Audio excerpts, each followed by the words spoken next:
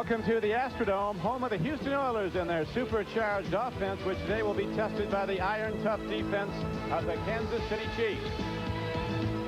Good afternoon, everyone. Don Criqui with Paul Maguire. Two legitimate Super Bowl contenders are matched today. The KC Chiefs have not gotten off to a 3-0 start since 1966.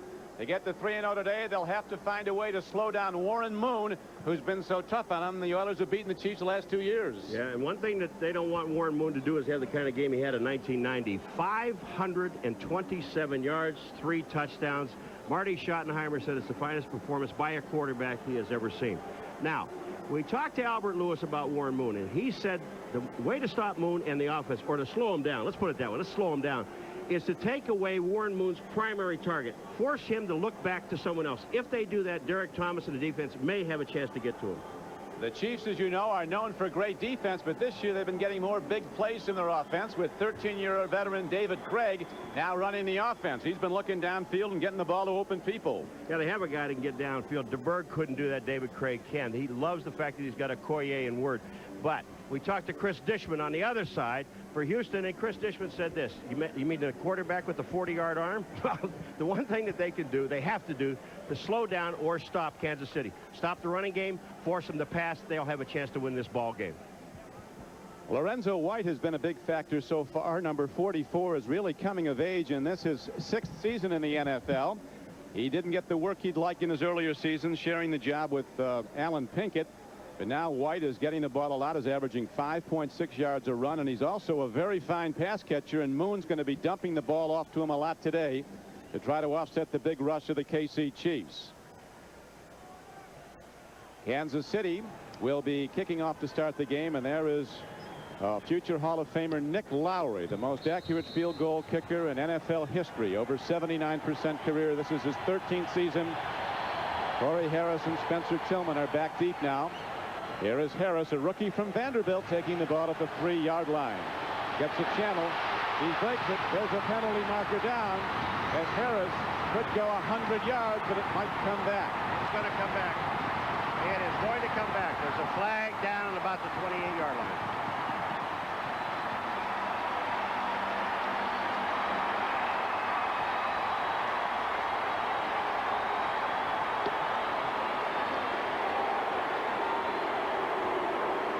Corey, don't get too excited. It's coming back. 29 on the return. 10-yard penalty. First down. Dale Hammer, the referee. I think Todd McNair, Paul, went over to remind Corey that it was coming back, pal. Todd McNair of the Chiefs. Yeah. He cut short the celebration. They can't wait to give bad news to the other team. Jack Pardee sees a big play come back. His Oilers come into the game with a 1-1 record. They still are lamenting that opening day loss here in the Astrodome to the Pittsburgh Steelers. It looked like they had the Steelers put away early. Oilers took an early 14-0 lead, and then Pittsburgh came back, intercepted Warren Moon 5 times and won the game. This is a very important game. If the Oilers win it, they'll be 2-1, and so will the Chiefs be that. And of course, the Oilers will be up in the head-to-head, which could be so important between these contenders. The Oilers lose, though. They go to 1-2 with 2 straight losses at home this season. Warren Moon goes to Lorenzo White, and the former All-American from Michigan State is taken down at the 15-yard line for virtually no game. The rising star in the Chiefs defense, number 90, Neil Smith, makes the stop. Red gun offense, great players up front. Munchak and Matthews, pro bowlers. Everybody else is good also. Lorenzo White, the lone back. Jeffries, Harris, Givens, and Duncan are the wide receivers in the run and shoot, and they all get the ball. Warren Moon runs a passing democracy. If you're open, you'll get it. And everybody works hard to get open. He sees everybody. He'll be throwing here in all probability on a 2nd down and 10.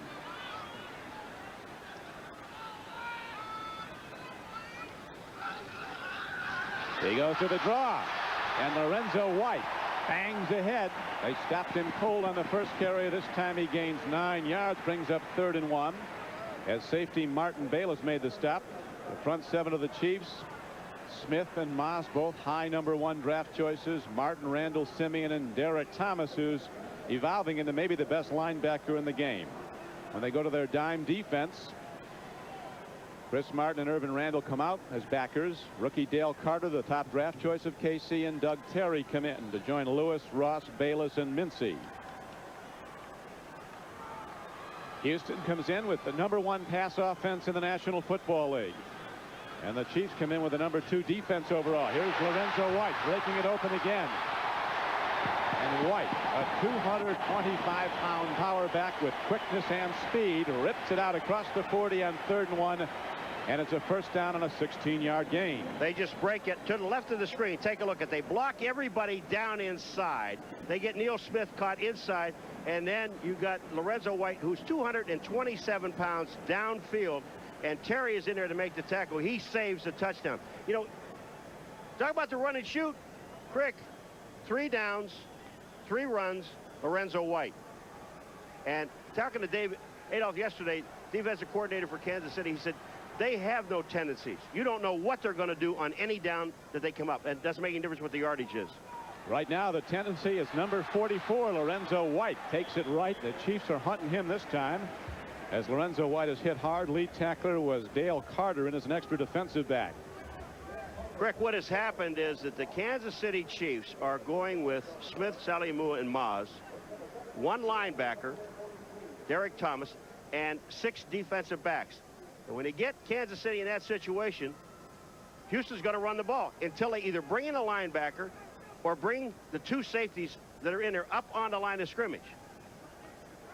Now Tracy Simeon is in the game. They've got 4 down linemen, which be Derek Thomas goes down. Simeon is in as the only linebacker. On 2nd down and 8, Lorenzo White has carried now 4 times for 27 yards. Here's the throw. Gets the ball out to Curtis Duncan. He caught 6 last week in the win at Indianapolis for the Oilers. Doug Terry makes the tackle. You know what's interesting about this offense, and Dave Adolph was telling us too yesterday, that when you see Duncan on one side, Jeffries number 84 is on the other side. They have 2 guys going deep and 2 guys who are hanging up short. You don't want to give the quick touchdown. That's the one thing Kansas City wants to stop. But when you do that and you double cover downfield, now you've got 1-on-1 on the outside. Duncan and Jeffries, I don't know, there aren't many people. Albert Lewis can, Ross can, go 1-on-1. But then they throw Lorenzo White out there, and does it create havoc? Lorenzo, a good threat coming out of the backfield. No team has been allowed 100 yards passing this season by the Chiefs defense. That'll change today. Moon goes long, threads it again. Delivers the ball right down the middle. Leonard Harris on a curl pattern. 11 yards downfield. It's a first down for the Oilers.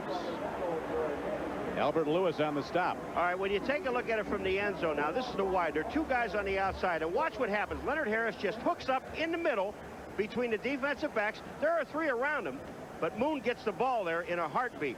And every time that Houston goes out, there's going to be 2 guys, one on one side short about 12 yards, 10 to 12 yards, and one on the right side, 10 to 12 yards. After a tough opening day against the Steelers, Warren Moon hit 29 of 39 throws against the Colts. Lorenzo White takes a hard pop. Martin Bayless, a big striker at the strong safety position. Number 30 was the first man to stick him. That'll bring up 2nd down and about 7 where the ball's positioned.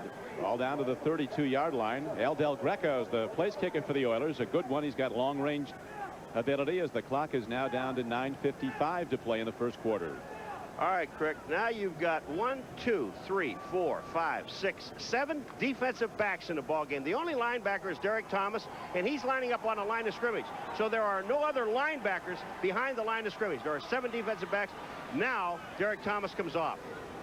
Chiefs changing their looks, Paul, as they said they would to try to slow down Warren Moon, but so far they haven't slowed him down, nor have they slowed down Lorenzo White. On a cutback run, he almost broke it. He's taken down at the 27-yard line. He could actually, Lorenzo White could have gotten up and ran with the ball further, but he didn't. He was not knocked down. He slipped and fell down and stayed on the ground because the official did not blow the whistle.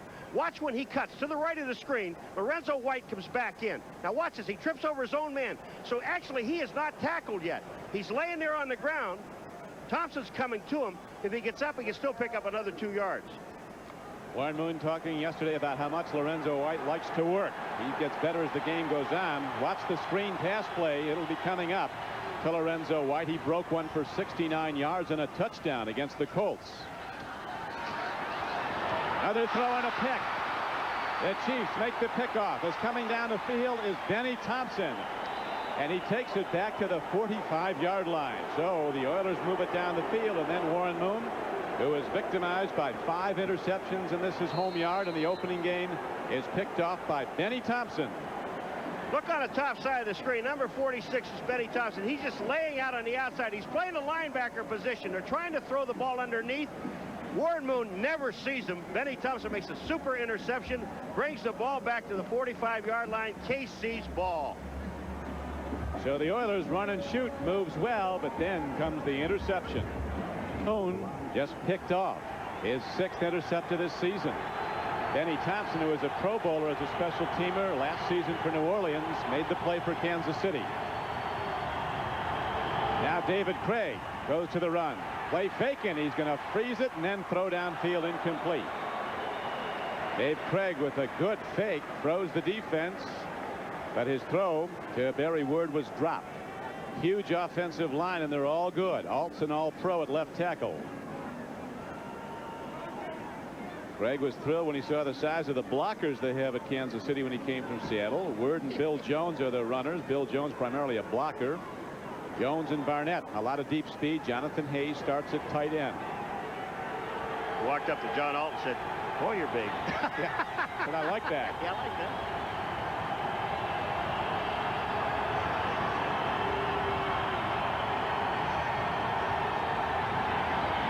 On 2nd down and 10, Barry Word tries to turn it to the near side, and he's taken out of bounds at the 46-yard line. Tremendous play by Lamar Latham, number 57. He just got across the line of scrimmage and made Word go to the outside. Front 4 for the Oilers. They put the heat on. William Fuller was a holdout and a Pro Bowl player last season. Sean Jones also held up, but they're all back, and Ray Childress is headed for the Hall of Fame. Latham, Smith, and Meads are the backers. Dishman and the former Ram Jerry Gray at the corners. Bubba McDowell starts at strong safety. Dumas is out of the game. In the defensive backfield is Marcus Robertson, a big-time hitter. On 3rd down and a long 7, a downfield throw. There's an open man, and it's caught. J.J. Burden is down to the 18-yard line. Last week, on the 3rd play of the game against Seattle, Craig and Burden combined on a 72-yard scoring play. Well, this pass should have been picked off by Jerry Gray. Jerry Gray goes for the ball. Watch this. He cuts in front of J.J. right here. I see the ball go up in the air. He hits the ball. But J.J. Burden, great concentration, gets the reception. No touchdown. But Gray goes for, instead of going for the man, he went for the ball and missed it. Jim Eddy, the defensive coordinator for the Houston Oilers. Very animated man. He's as in the game as much as guys on the field. That was a 34-yard gain. Barry Word. He goes boom down to the 13-yard line. Jim Eddy, Paul, lives every moment with his heart on his sleeve. Here it is. Watch this. Here's the running play. The running play you just saw. This is Jim Eddy. Look. Whoa, yo. He's announcing it to the coaches in the booth, apparently. He's not happy with a 5-yard gain running the ball.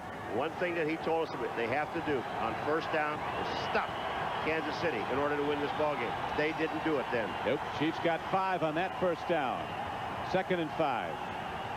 Willie Davis goes in motion, then comes back, and it's back to the run. Barry Word. Oiler defense comes up and gets him. Doug Smith, a 300-pounder defensive tackle, 99, and 95. William Fuller were on the stop. You know, this defensive line is a pretty good defensive line. Fuller, Childers, Smith, and Jones. And you don't want to really start running straight at him. Watch this. Where Word goes up in the middle. Coming down is 95. Down along the line of scrimmage is Fuller. He makes the play. Doug Smith stuffs it at the line. Fuller makes the play. The Chiefs have been beaten by the Oilers the last 2 times they've played, last season and the season before, and they've lost 5 of the last 7.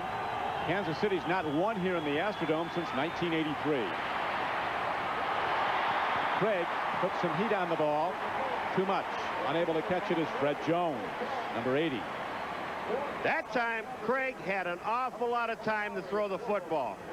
And he just got it a little bit too far out front, but Fred Jones's hands touched the ball. You should catch it. Look at the defensive secondary. Now up to the right of the screen, or excuse me, the left of the screen, you see Jones goes inside, comes back to the outside, and look where that ball's from. No place for the defense to get it. Craig had time. They just missed it.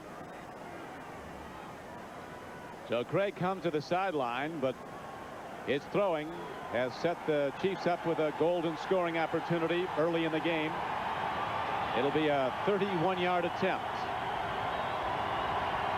Snap and set down are good, and so is Nick Lowry. And with 5:46 to play in the first quarter, the Kansas City Chiefs go on top 3-0.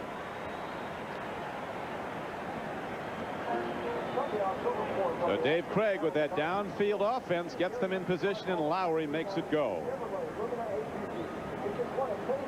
The NFL on NBC is brought to you by Oldsmobile, the power of intelligent engineering. By cold-filtered Miller Genuine Draft. Get out of the old, get into the cold. By Little Caesars Pizza, where you always get 2 great pizzas for 1 low price. And by Castrol Syntex, the new synthetic oil that protects in ways other oils can't. Nick Lowry has just hit a 31-yard field goal for the Kansas City Chiefs to open the scoring. Now he's ready to kick it off to the Oilers. Corey Harris and Spencer Tillman are back again for Houston. Spinner downfield. This time it goes to Spencer Tillman, the former Oklahoma runner. And he breaks it. Out to the 35-yard line. Apparently, Paul, Oilers saw something in the Chiefs' kick coverage that they like. They're attacking one area and getting a channel every time. It's coming up to the left, and that's where it's happening. So the Oilers, stopped by an interception, are ready to go on offense again. Don Criqui with Paul Maguire back at the Astrodome in Houston. Marty Schottenheimer telling us yesterday the keys to the game, Paul, and so far they've capitalized on one of his wants. Yeah, the number 2 guy. No, they need defensive turnovers. Did that, turned it into 3 points. No offensive turnovers. No nuisance penalties. They didn't have any of those going down, and their communication seems to be fine. Marty's a stickler on no nuisance penalties, jumping off sides, motion, little 5-yarders, he said, that kill a drive and maybe a ball game. On first down, they go to the end around. Running hard is Ernest Givens. And Givens takes it to the 40-yard line. 5 hard-earned yards for Ernest Givens, who's been a Pro Bowl player. Well, let me just tell you this. Sally Amua just about lost his life. What's this? Here comes Williams. Number 77 is going to make a block. Right on the right. Bang! There. I mean, that is an outstanding block. Sally Amua is up. Don't worry about Dan. He's fine. But Williams just made a super block coming back, peeling, and annihilated. Watch this. Right there. Up in the air and on his back. That's outstanding. All players are fine. Bounces right up like a big rubber ball. Dan Saliamua, one of the best at recovering fumbles. If it's on the ground, there's a good chance he's going to get it. Here's a throw to a wide open man, Curtis Duncan. He crosses midfield. And again, the Oilers run and shoot. There's too much for the Chiefs to cover the gainer. I was telling you the first drive about 2 guys, Jeffries and Duncan, up short. Now, when they do that, what happened here is Dale Carter didn't cover. Here comes Duncan out. Watch. Do you see any white shirts? Carter's gone. There's Duncan. Watch how long it takes. There's Duncan. There's Duncan. There's Duncan. Finally, there's Carter. And that's a pickup of about 15 yards. You give Warren Moon and Duncan and Jeffries on either side that much room, and it's just pass and catch all the way down the field. And this is against the number 2 rated pass defense in the NFL through 2 weeks of play. No team has gained 100 yards passing against the Chiefs yet. Here's Moon. He's over that already. Leonard Harris takes it inside the 25-yard line. They're just running routes all over, Paul, and Moon is just so astute at reading every receiver. Dave Adolph said, I don't care what defense you try to disguise. Warren Moon has seen it all. That time, they try to double on the outside because he went to Duncan to play before. Now, here goes Moon. Great protection. Leonard Harris, look at the middle. It's open. Linebackers can't get there. Simeon can't get there. But the outside, see them moving out. Albert Lewis is moving out on Jeffries 84. And here comes Harris in the middle. Now, it's too late. This is too easy. But the last time it was too easy until the interception. 3:20 to go in the first quarter. Chiefs lead 3-0. Lorenzo White kicking and sliding and turning it wide and getting ahead for about 3 yards. When we talked to Neil Smith of the Chiefs yesterday, he said the thing that frustrates the defense about Warren Moon, he said you can be right in his face and he'll still put it right on the numbers. He'll make a perfect throw. Yeah, again, I'm going to go back to what Dave Adolph told us yesterday. Rick, there's nothing that you can show Moon defensively that he has not seen. And he records. I mean, it's incredible. He said, you're not going to surprise him. What you must do, and every coach will tell you this about offense, defense, special teams, whatever, you must execute. And if you don't execute, you're going to get beat. And he talked about Warren Moon. 50% of his rollout passes will be from the left side, 50% from the right side. He uses the total playbook and confounds the defense. Now they almost get him. He makes a slant throw into Haywood Jeffries, and he's down inside the 15-yard line. Big block by Matthews as Moon was almost sacked. All right, Ross is on Jeffries, and Jeffries, a little bump and run. You're allowed to do that. Jeffries gets inside, gets his body square so that Moon can see the 8 and the 4 and hit him there. That way Ross has no chance to get to the ball. But again, just great protection. This is one of the things Moon in the past really didn't have a whole lot of was pass protection. He's getting it today. So the Oilers now very much in field goal range, but looking for 6.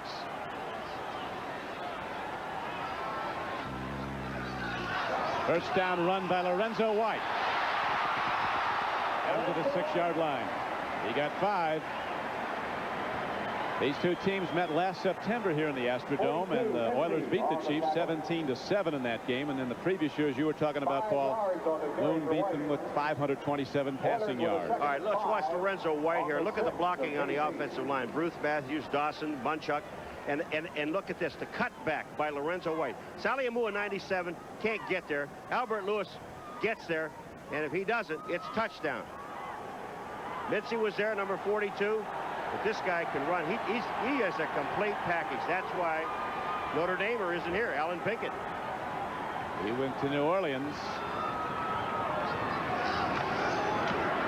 Lorenzo White working hard. Option run. He gets that great cutback move. And part of the reason is his great footing. He's got size 15 shoes, 6E in width. This is a real big foot. Look at the feet on this guy. That's why he can plant and move. Big old suction cups on a buff. But you know, they talk so much. It was even written up in a paper about Houston getting into the red zone. The red zone, you know, you get inside that 20-yard line. They've had 12 penalties on offense so far in 2 games. 6 of them were inside the 20-yard line that stopped drives. Drive that man, Pardee, nuts. They've had a real problem scoring in the red zone, 20 yards in. They've been in there 9 times. This is the 10th with only 3 touchdowns, all on passes. Moon looks, he throws. Ooh. Curtis Duncan had his hands on the ball. The defender was right with him. Dale Carter was there. Warren Moon read everybody up. One-on-one coverage in the secondary. The maximum pass protection, that was there. Moon just never got the ball out to Duncan. So in this first quarter, which has 1 second left in it, there's been a lot of big play offense, but very little scoring, just the field goal by Nick Lowry. Now Al Del Greco will try to even it up. His attempt will be from 22 yards out. This is frustrating for Houston. When they go down like this, they want to score touchdowns, not field goals. And so did Kansas City. Del Greco, who played collegiately at Auburn, knocks it through as the first quarter ends in a deadlock. Oilers 3, Chiefs 3. Oilers will kick it off when we come back to the Astrodome.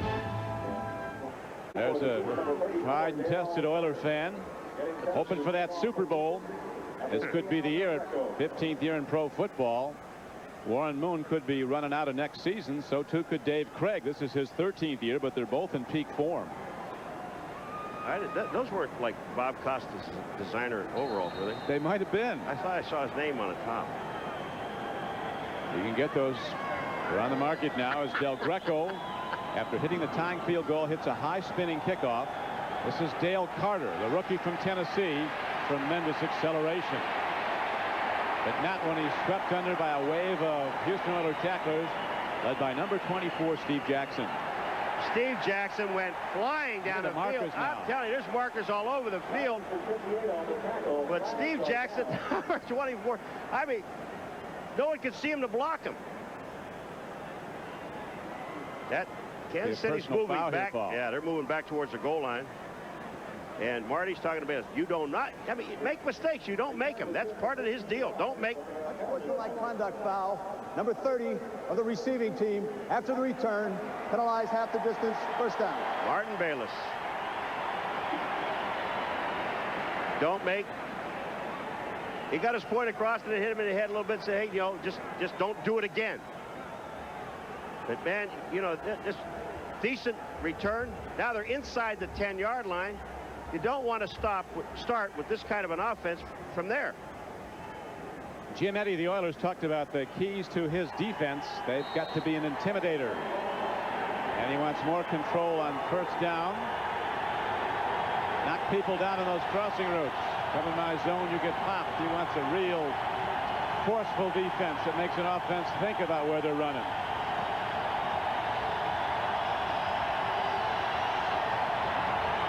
Dave Craig throwing the quick out. He makes the connection. Coming down with the ball is J.J. Burden. He is the deep threat, the man who caught the 72-yard touchdown pass last week. Yeah, and Jerry Gray, number 21, right there with him. J.J. Burden just catches the ball. Jerry Gray just makes the tackle. And that's what you have to do. But again, Houston, they want to do is not let Kansas City get third and short situations. 49ers losing one of their best players, John Taylor, with a broken leg. They lead the Jets. Unbelievable. Unbelievable. Houston has dominated time of possession. I know that's a favorite of yours, Paul, time of possession. Yeah, what do you do with it? Scores 3-3. On 2nd and 6, here's the throw. It looked like Burden had the first down. Then on his cutback, trying to elude the tacklers, he may have lost it. Well, they're going to spot his forward progress out to the 20, and it'll be a first down for the Chiefs. Jerry Gray and Bubba McDowell both in on the play. You know, David Craig, they get a first down. You know, this guy will drive a defense crazy, especially with this offense. This is a solid offensive football team, and this offense needed a guy like David Craig to run it. A guy that can control the ball, throw the good short passes. And the history of David Craig is when he gets hot, he stays hot.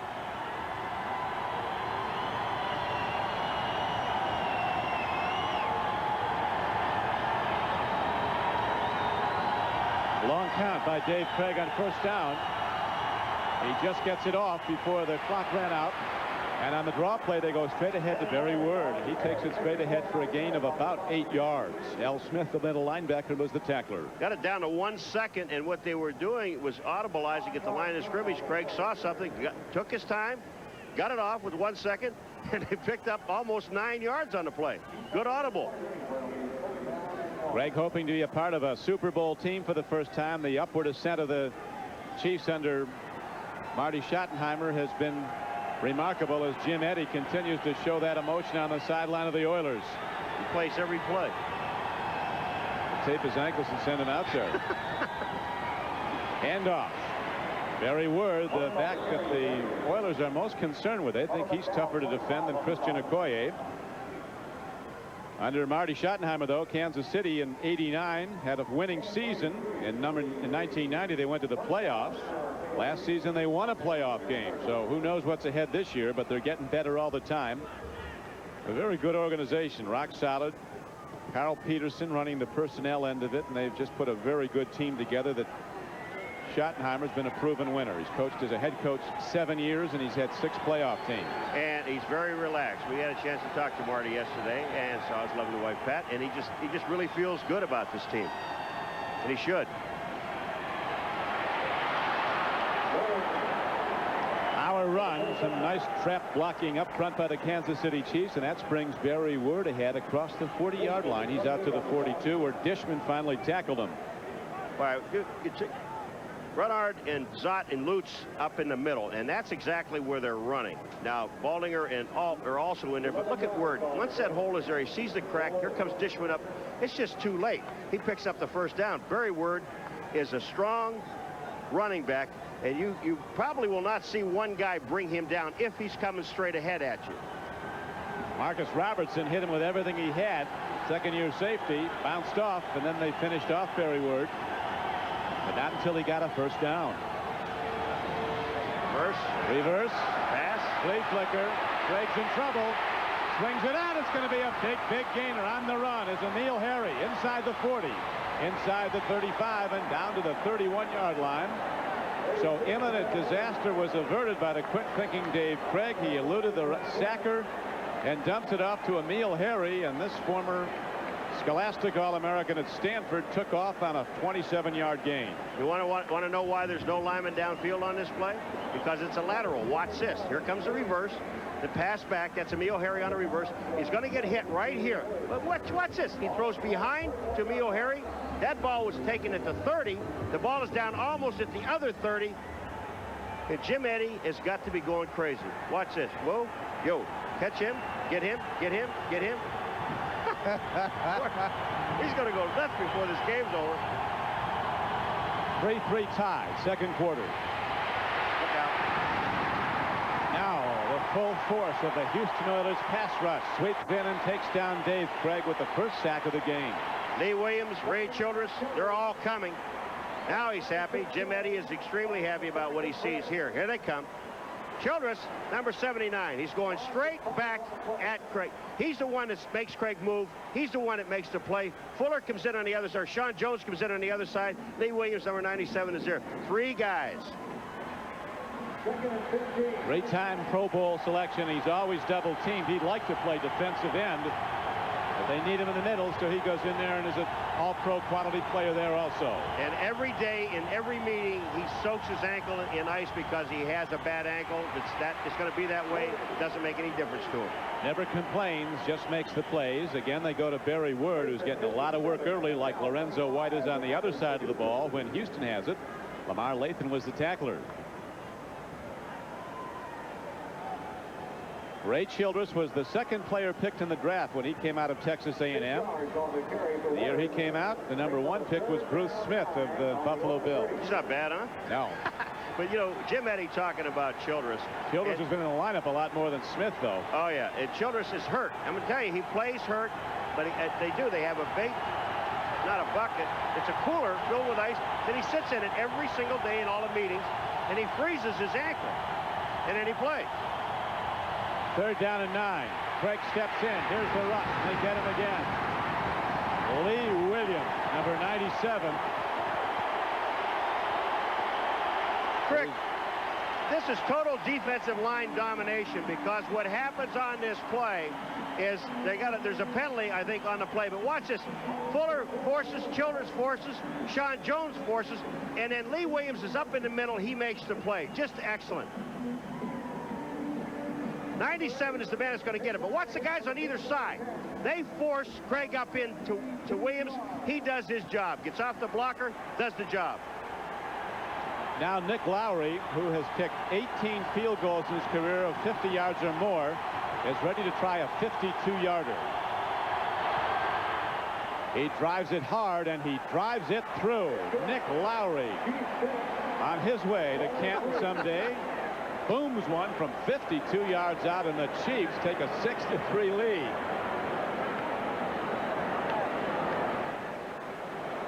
A great play by one of the all-time kickers. Marty Schottenheimer with some counsel. Always working, a teacher, very much a player's coach because he was a player. Played with you, Paul, with the Buffalo Bills. Never a great player. He was one in college, a first-team All-American linebacker. The great shots. Complained, wanted to play. They finally played him, found out he couldn't play. Then they found out he could coach. So that's what he does best, coach. And he's very, very good, and he's a great friend. Lowry, after hitting his 19th career field goal over 50 yards, kicks off. Not that deep. With the ball is Corey Harris. This time the Chiefs get him. He's the guy that broke the opening kickoff of the game, 100 yards for a score, or so he thought, until that penalty marker for an illegal block was picked up and the play came back. That 19th field goal of 50 or more yards by Nick Lowry is a new NFL record. Warren Moon's been throwing well, but that one interception looms large. It stopped a big drive. With Paul Maguire, this is Don Criqui back at the Astrodome. Some big plays between Kansas City and Houston so far, but field goals account for the only scoring. Lowry's 52-yarder has given the Chiefs the lead again. Haywood Jeffries, a rangy receiver, 6'4", does some talking with Albert Lewis. Jeffries has really emerged, though, as a star player after a slow start. Oh, well, he is outstanding. Last year got 100. Albert Lewis trying to stay with Jeffries. It's going to be a long day for him, but he has a game day diary. We're going to show you all later on. He's got it. But they don't call them superstitions, do they? No. They call them routines, consistencies. A lot of pasta and a lot of tape. You'll see. A lot of pasta and a lot of tape. What a great combination. Sounds like a good meal to me. Whatever's fair. First down and 10 for the Houston Oilers. Warren Moon looking at Lorenzo White, but he looked too long, as sweeping in was Neil Smith. And really gets better game by game. You know, when we talked about Albert Lewis, what he said to us yesterday about forcing Moon away from his primary target, which holds the ball up. That's exactly what the secondary did. They went away. Watch Moon. Watch him look right to his primary target. It's covered. Now he has to wait. When he does, Smith is there. That's what the defensive secondary does for the defensive line. Gives him a chance to get to Moon. Neil Smith out of Nebraska. He said media criticism really fanned his fire, and that's when he decided he was going to be great. You get tired of hearing people say he was overrated and shouldn't have been the #2 pick one year in the draft. Second and long yardage. Here's the screen play to Lorenzo White. It'll go for big yardage. Blockers in front. A first down and more. Lorenzo White's out to the 45-yard line. Oh, man, do they set this thing up beautifully. And that's Monchuk out in front. They just set this play up so beautifully. They're looking outside. Watch 44. The offensive line. He gets in there and gets a block of Saliamua. Now the blocking up front goes. Dawson is out there. Monchuk's out there. And here they come. Lorenzo White. You don't have to block a whole lot. All you got to do is get in the way of people. They pick up the first down. They're at the 45. This is an outstanding call. Again, yes, Adolph said, don't throw stuff at Moon. He's going to read it. Lorenzo White outgained the Colts last week. Lorenzo, receiving and rushing, had 175 yards. That was more than the Colts had as a team. Downfield throw and a tremendous play by Ernest Gibbons. The catch wasn't nearly as admirable as the courage he needed to make it. Crickster, let me tell you what. There were 4 guts. guys there. And that's why you're saying it takes guts to make this catch. He knows he's diving. He knows he's going to get hit. But there were 4 defenders in the area when Moon threw the ball. But Gibbons was open. And Moon's got the arm to get it there. So far, Paul, Lorenzo White's had the ball in his hands 10 times. He's rushed for 45 yards on 9 carries, 5 a pop, and the 1 screen pass good for 21 yards. Moon now with 113 yards passing. He's hit 8 of 10.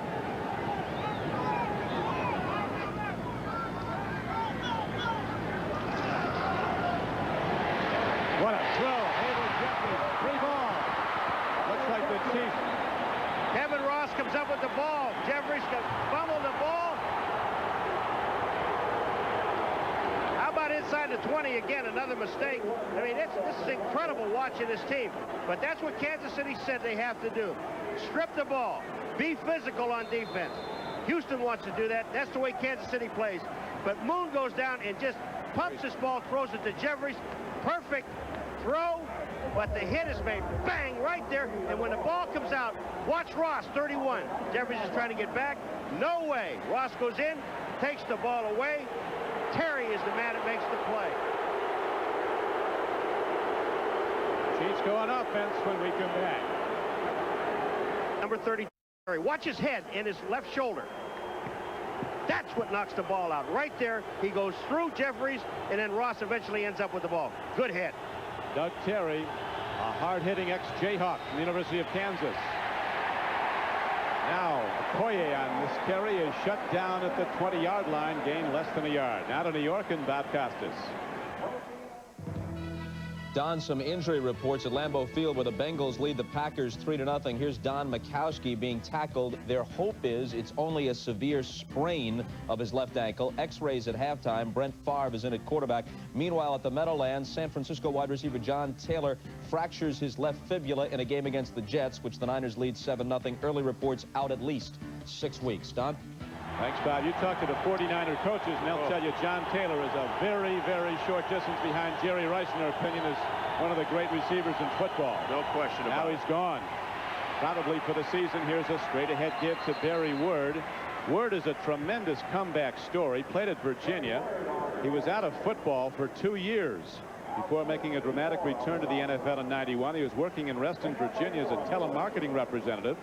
The Chiefs called in the spring of '90. Didn't play football in '89 after having unsuccessful tryouts with the Cowboys and the Steelers. Now he's a key member of the KC Chiefs. He certainly is. Todd McNair is now into the game along with Willie Davis, number 84.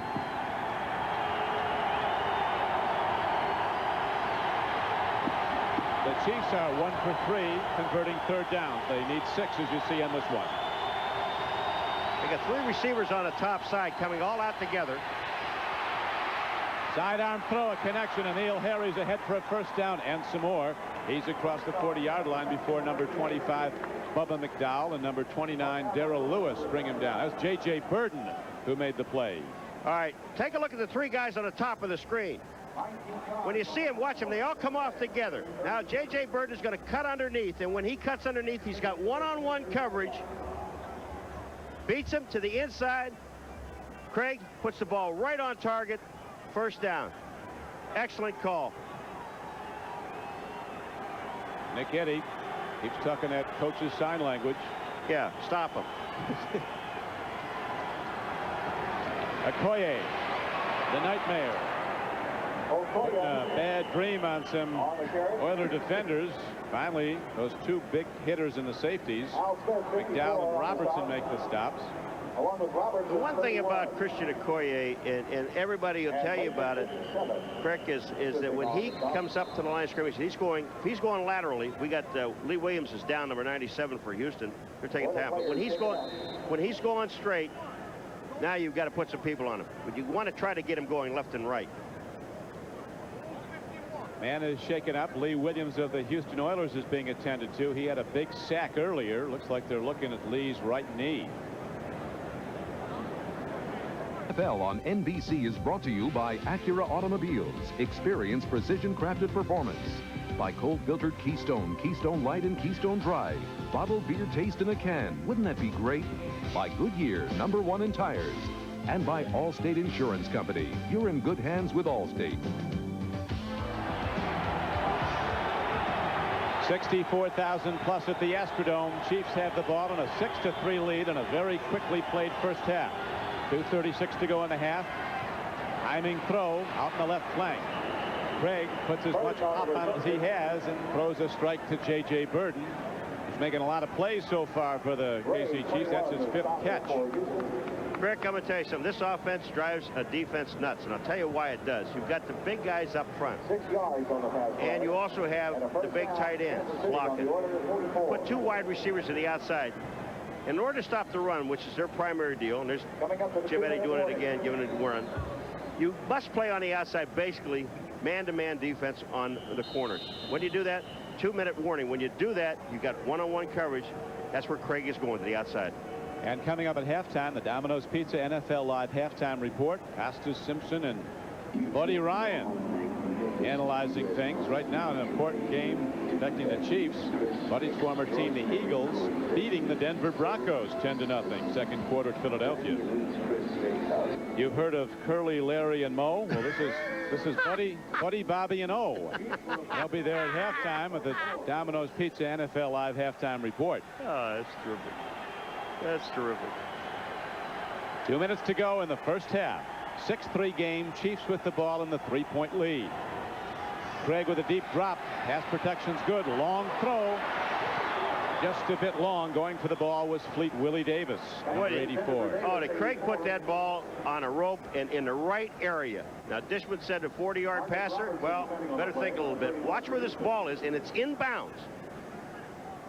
All right, there's Willie Davis. Watch, the ball is inbounds. I mean, it's a toss. There's no, I mean, if he catches it, he's going to get drilled by Robertson. But the pass, I thought, was an excellent pass.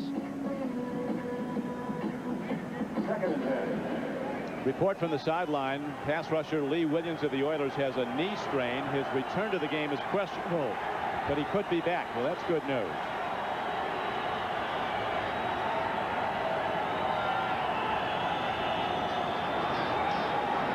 Barry Word turns it up, turns it in.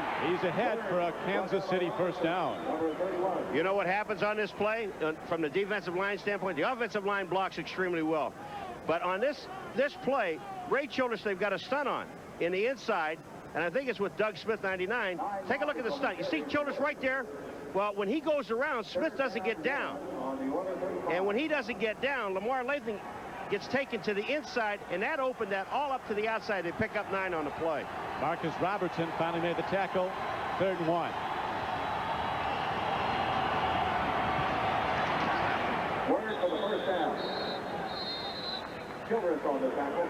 Word is the man again. Ray Childress and Lamar Latham on the stop as the Chiefs now signal for and are allotted a timeout with 1:11 to play in the first half. So Kansas City again in field goal range for the long distance kicker Nick Lowry. Chiefs premiere week continues Monday with all new episodes of The French Prince of Bel-Air and Blossom, followed by an NBC world premiere movie based on the true story. Carolyn Sapp, Miss America 1992, stars in her own remarkable story, Miss America Behind the Crown. That's Monday night on NBC. Was that first one? Fresh Prince of Bel-Air. Huh. Easy for me to say. I thought you said French Prince. I was going to say, ooh. There's subtitles on the bottom of that baby. 1st and 10. 71 ticks left on the second quarter clock. Craig checks the right, goes left, and a drop. Ken Barnett, who's at his best after he catches the ball, fails to do the first, so there's no play. Oh, David Craig, you can't do it any better than he just did it. Craig goes back to pass. The ball was supposed to be thrown to the right side. Watch how long it takes to get out here. Tim Barnett is right there. Craig comes back, finds him, hits him right in the hands, and he's looking at the defender, Jerry Gray, coming into his face. He did not look at the ball. And you can't catch it unless you see it. 2nd and 10. Remember that old adage? Yeah, that's right. It happens a lot, even with the best. They start to run before they have it. 2nd down and 10. Raw. Word.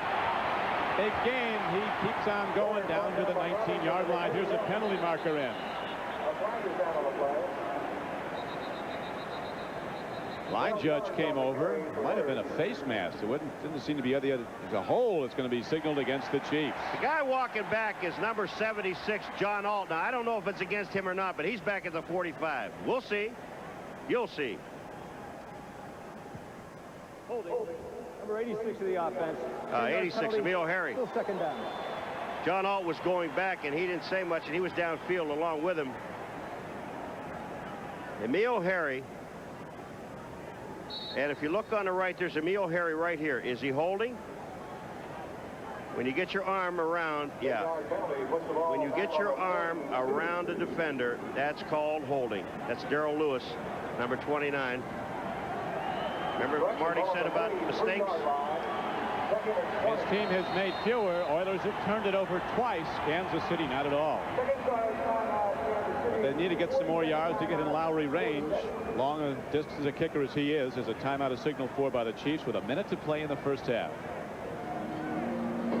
Don't forget, week 4 of the NFL season next Sunday includes games involving the Chargers and the Oilers here at the Astrodome in Houston. Denver losing at Philadelphia today, plays at Cleveland. The whole day kicks off with NFL Live at 12:30 Eastern Time. Among the 4 o'clock games, the Steelers and the Packers meet at Green Bay. The Jets go out to Anaheim to play the LA Rams. That's all next Sunday here on NBC Sports. Correct. 2 weeks in a row. Houston Oilers face 1,000 pounds of backs. It's unbelievable. Right. Next week they got Butts. Bernstein. Woo. I think they've got an interesting schedule, this team, don't they? Well, they've got to succeed outside the dome. They play an awful lot of dome games this year. As you see, they're 1-1 in domes.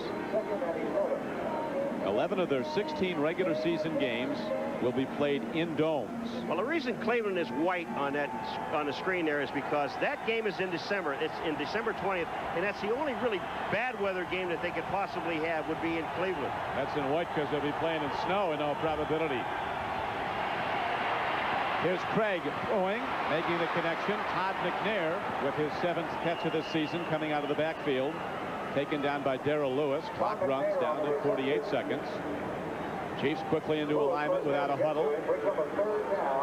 Lamar Lathan was right there to make the play. McNair got through it, picked up a couple extra yards, but they're using an awful lot of clock.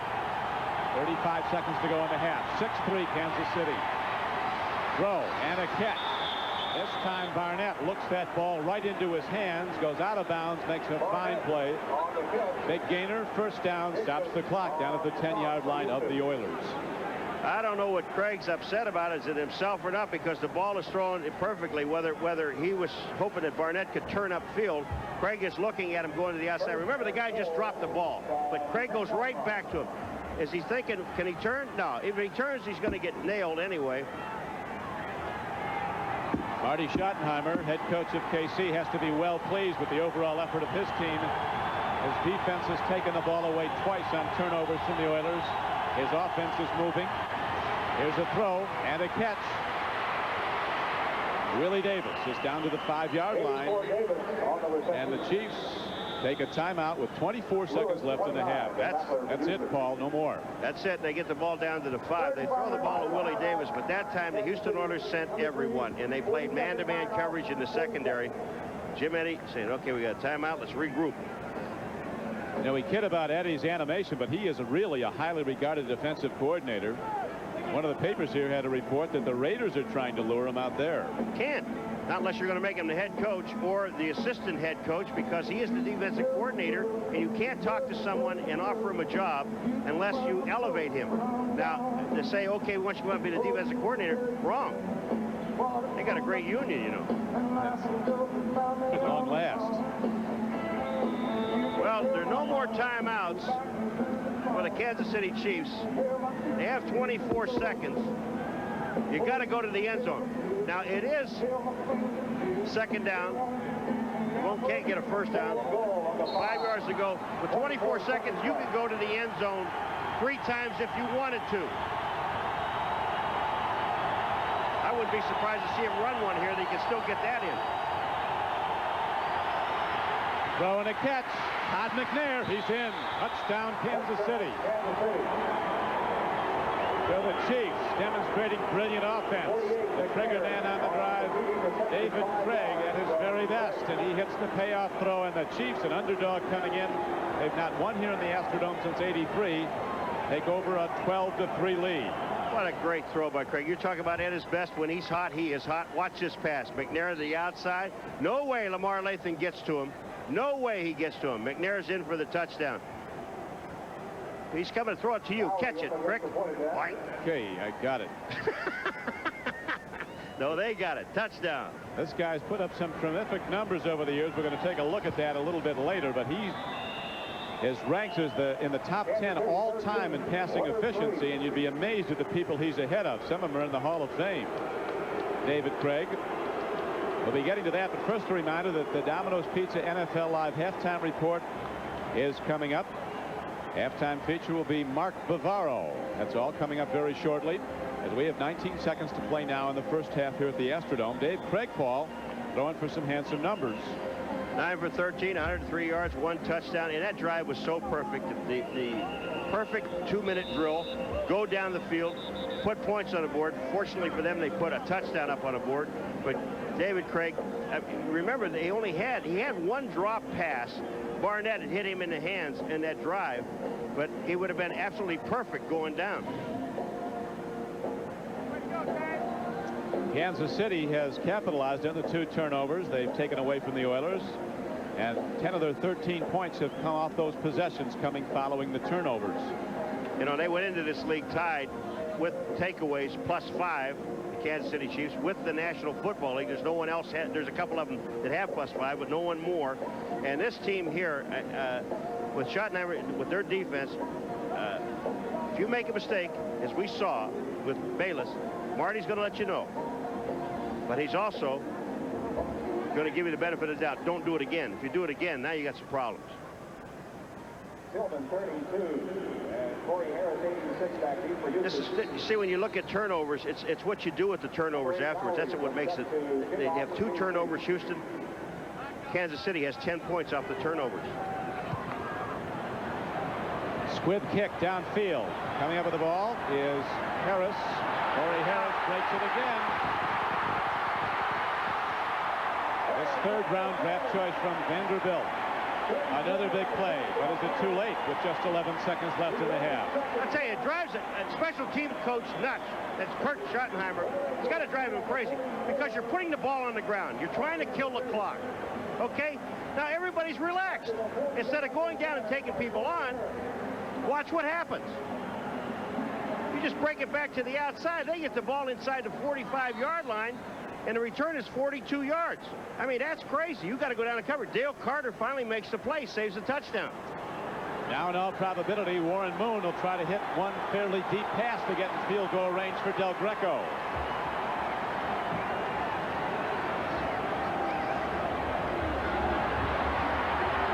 There's the pass, an out pattern. Beautifully done by Curtis Duncan. He takes it and falls back with the reception at the 27-yard line.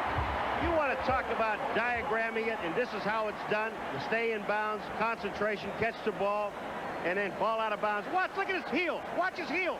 And the concentration on the ball. He's got it. It's a catch. We're at the 27, but it's perfect. Look at that. He looks at it, brings it in, has his heels down. Albert Lewis can't do anything, but the pass on top of it was absolutely perfect. Albert Lewis had no chance at the ball. Duncan does. Look at that. That is outstanding. Outstanding it was, and now a 45-yard field goal attempt by El Del Greco. He's got enough distance, and he has the range. But there's a penalty marker down. There's holding against Houston. Neil Smith heard that. Points come off the board with a second left. They'll take the 10-yard penalty and kick it again. That time, Del Greco had enough leg to make it. Wasn't pretty, but it was there. Boy, you know. Hey, if it goes through, it's beautiful. But this is going to be a 55-yarder, Paul. Del Greco, who is a scratch golfer, and a lot of the place kickers around the league are excellent golfers. The same, although they use a leg rather than a club, it's the same motion, same pivot and swing. Geez, I'm glad you clarified that. They use a leg instead of a club. 93 the kicking team. 10-yard penalty. Repeat first down.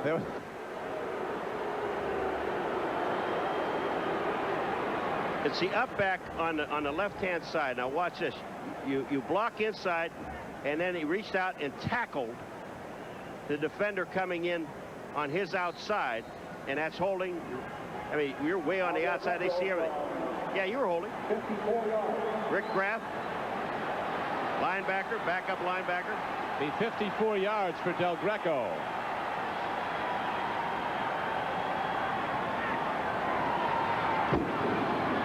He gets it up. He hits it. Can you believe this? I said they're not pretty, but they get there. You're right. It's 3 points.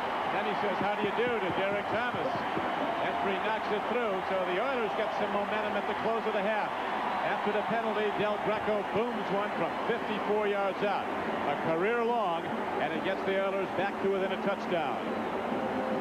Look at this. He says to Derek Thomas, how are you, or words to that effect. Right now, with the score 13-6, Kansas City in the lead at halftime, it's time for the Domino's Pizza NFL Live halftime report as we go to New York and Bob Costas.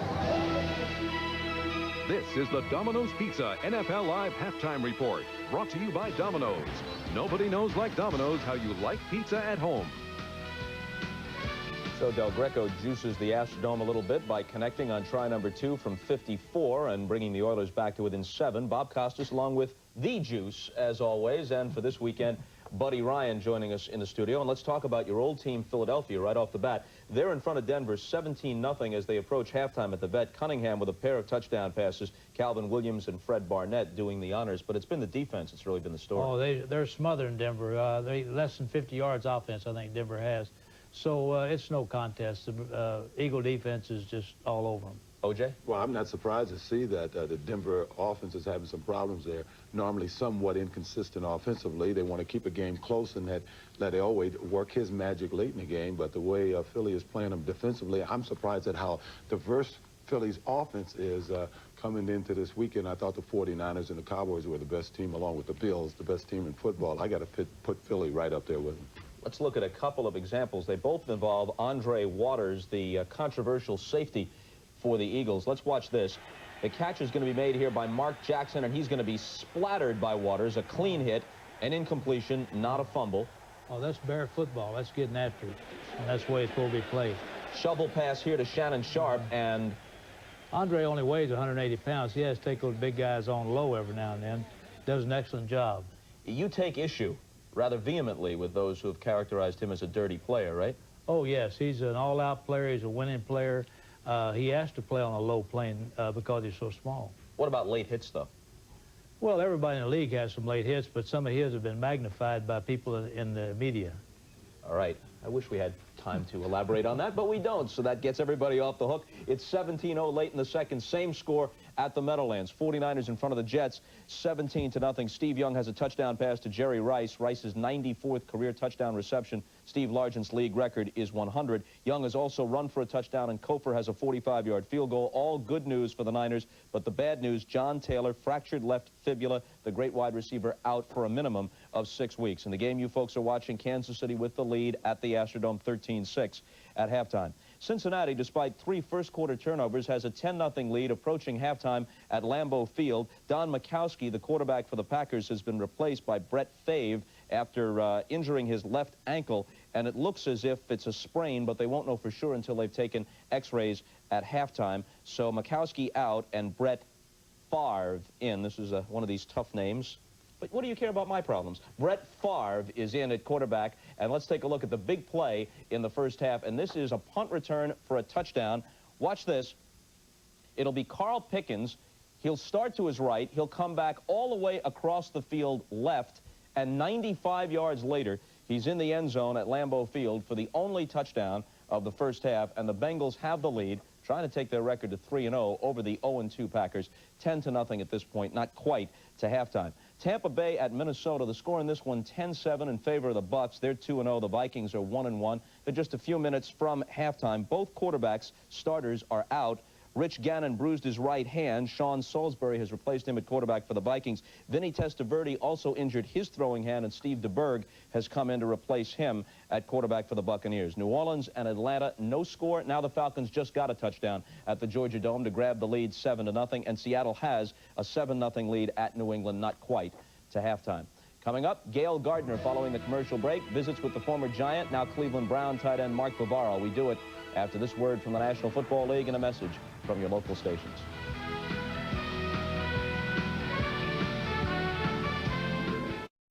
.66 right now, though, Paul, because of those turnovers, they're looking pretty strong. It's amazing how the coaches know the keys to the game, and they have to execute them. 2 turnovers by Houston, 10 points off of them. Kansas City's doing exactly what they want to do. They're making Warren Moon think about where he has to throw the ball. Jeffries just makes the catch. Now look at the balls at the 20-yard line. Not so. The Jayhawk Doug Terry separated him from the ball, and then Simeon is quickly on top of it. That was #1 on Marty Schottenheimer's list of things we've got to do. We've got to slow Warren Moon down by getting him to turn the ball over, some of his teammates to do it. And so far, so good, although I think the Oilers are going to come out now. They have to win this game. They're in real trouble if they don't. They'll go to 1-2 with 2 losses at home already. You know, you talk about important series. Houston got the kickoff in the first half. The second half, they have really not slowed down Kansas City. Kansas City's doing what they want to do. Craig looks as sharp as I've ever seen him. And I'm telling you, if they don't stop this series right now, they got a problem. Yeah, talking to some of the Chiefs people at halftime, they're really pleased that Craig is, really starting to come on in this offense. He's an established pro, but it was a whole new system he went to. Now he's certainly mastered it, and we're underway with the second half. Davis momentarily bobbles the return. And now we're going to take a look at the Coors Light halftime stats. Numbers tell a big story. First downs dead even. Kansas City's run the ball much better. Although Lorenzo White started fast, he had 45 yards rushing early in the game. Passing yards, Warren Moon with 146. Prior to this, no team had gained 100 yards passing in an entire game against this Kansas City defense. Total yards about even, but there's the key, Paul, as you talked about right along. Turnovers. Turnovers and into points. It is nice that they each had the ball 15 minutes, so you don't see that very often. Shared it very nicely. High set, power set. Craig takes a look. Timing throw. Nice breakup. Well done by Jerry Gray, the former Texas Longhorn, who was the #1 draft choice of the LA Rams 9 years ago. You know who made this play? Sean Jones, number 96, jumped up in the air and got in the passing lane. And Craig couldn't throw it to the outside. He had to wait. But Sean Jones went straight up in the air. Craig had to pull the ball back down to the right. Watch him. He goes to throw, and Sean Jones is there. You see his hand? He's got him. He's got him in his passing lane, and Craig has to wait and wait and wait. Defense doesn't get to him. The offensive line did a super job, and then he tries to go downfield for naught. Now he has 2 downs to get the 10. Uh-oh, movement. Movement and markers and people pushing and shoving after the whistle. Bill Jones gets a rare carry. Might have been Bill Jones in motion early. Yeah, that's word got the carry. Bill Jones moved first. That's illegal motion.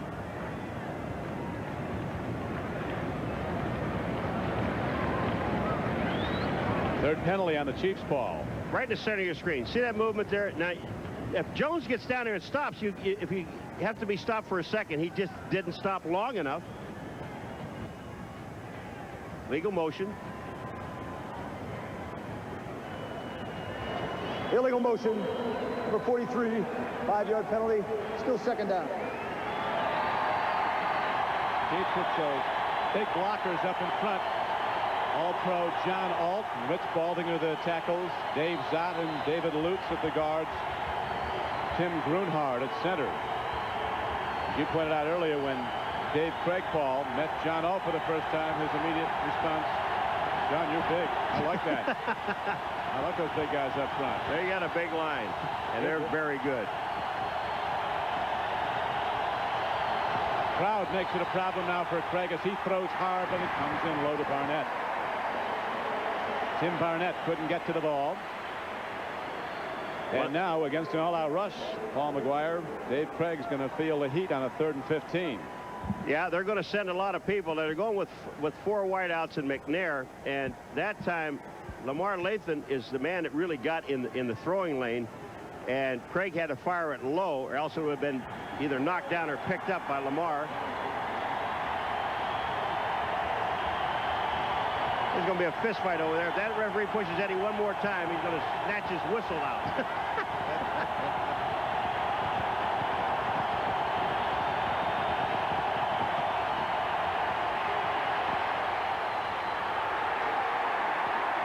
Great catch, but not enough. Fred Jones, what a super catch he made.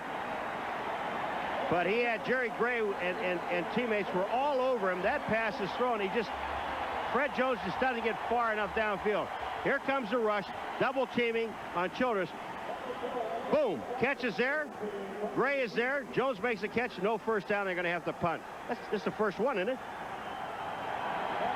Yep, this is the first punt of the game and the first Chiefs possession not to result in points. Parker booms the ball downfield. Pat Coleman's back at his 28. Oh, special teams play. Down to make the play for the Kansas City Chiefs. Number 34, Dale Carter, their #1 draft choice from Tennessee, who's been making big plays ever since he came into camp. Returned a kick for a touchdown in the opener against San Diego. On NBC is brought to you by Hertz #1 Club Gold. Hertz's fastest service now in more locations coast to coast. By Dean Witter. There are many ways to measure success. Dean Witter measures success one investor at a time. By the U.S. Army. Learn how to get an edge on life. Be all you can be. And by the new Mazda. Mazda, it just feels right. The Houston Oilers trailing in their home ballpark 13-6 to Kansas City, go on offense for the first time in the third quarter. Warren Moon's hit a lot of passes. That interception, though, still looms large on the opening drive when it looked like the Oilers were going in.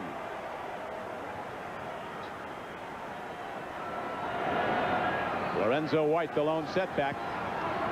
Moon looking long on a first down throw. What a throw. But right there with the receiver, Ernest Gibbons, was Dale Carter, who just made that big hit on the special teams coverage of the punt.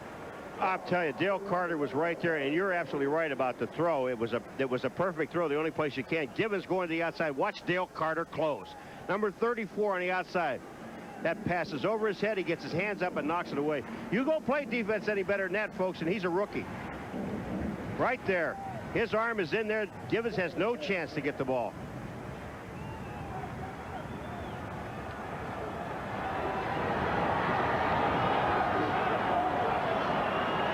Now Warren Moon goes to second down and 10 as he tried to get the big gainer on the first down throw.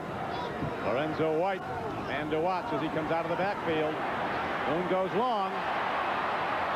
White was open underneath the deep drop by the linebackers. He could have gone for a lot of yards if he just dumped it over the middle. 2 plays in a row. Lorenzo White is checking up. He's going to the outside. He does get open. Moon's trying to go for it all. All you have to do is take a look at Lorenzo coming out of the backfield because he is wide open. There's Moon throwing the ball, and just look at his reaction, and he's hoping that you can get to it. Leonard Harris Patricia's no way to get it. The ball's too far thrown. There's got to be some communication to let him know that Lorenzo White is open. They would have had at least 15 yards going to Lorenzo White. But Kansas City takes real deep drops. Moon pointed that out yesterday and said he's going to be dumping it off to Lorenzo White to take advantage of it. He hasn't so far. Better now. Whoa, pick. The ball is intercepted. Coming down with the ball is Benny Thompson. So Benny Thompson's having a huge day. That's his second interception. Tracy Simeon is the guy that got the ball. He just gets his hand up, knocks it up in the air, and Thompson gets his second. Watch number 54. He's right in the middle of your screen. Hand up, knocks the ball in the air. Thompson is there. Team defense. Now you know why they do the tip drill. Moon is just upset with himself throwing the ball. When he looks at this series of downs, Warren Moon's going to be really upset with himself because Lorenzo White was open on all 3 plays. Now the Chiefs start with good field position and go to Barry Word on the run. And Word working his way up the far sideline is ahead for a gain of almost 8 yards before the safety Marcus Robertson, a second-year player from Iowa State, makes the stop. John Alt got a sensational block on the outside on Lamar Lathan, number 57. John Alt, 76, gets out and just cuts Lathan right at the line of scrimmage and enables Word to get to the outside. John Alt, I mean, just excellent blocking. Look at 76. Here he comes. Watch Lamar Lathan down on the ground. Is that any good?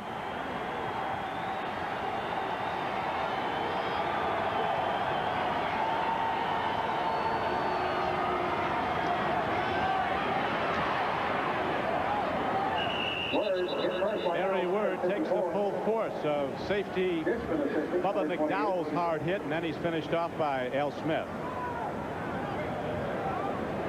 Bubba McDowell came up and thought he hit a wall. He really got dinged. They talked the Chiefs defensive coaches. We got 2 Houston guys. Coaches about how they've got to get the big strikes on those runners. Doug Smith is down also. I think Lamar Lathan is the other one, number 57. It is Lamar Lathan. He missed a whole season at Houston with a knee injury at the University of Houston. 77, Rich Baldinger is the one that's blocking out on Lathan, number 57. But watch 79 when you see him come into the play here. Zott. He's going to fall over Lathan's leg. Right there is where he catches him. Baldinger had a great block. Zott finished it off. Lathan limped off. The Chiefs are averaging 7 yards a rush today. Barry Word runs again. In their opening 2 games, they averaged under 3 yards a rush, only 2.8. So they've really picked up in a critical area of controlling a game, running the ball well, and Word has been the man. All right, you got Jeff Alm, number 76, is in the game now for Doug Smith, and Rick Graff is in the game for Lamar Lathan. Barry Word pounding away, quite possibly towards a 100-yard day, 80 yards so far, rushing the ball. 13-6. Chiefs have the lead, challenging again.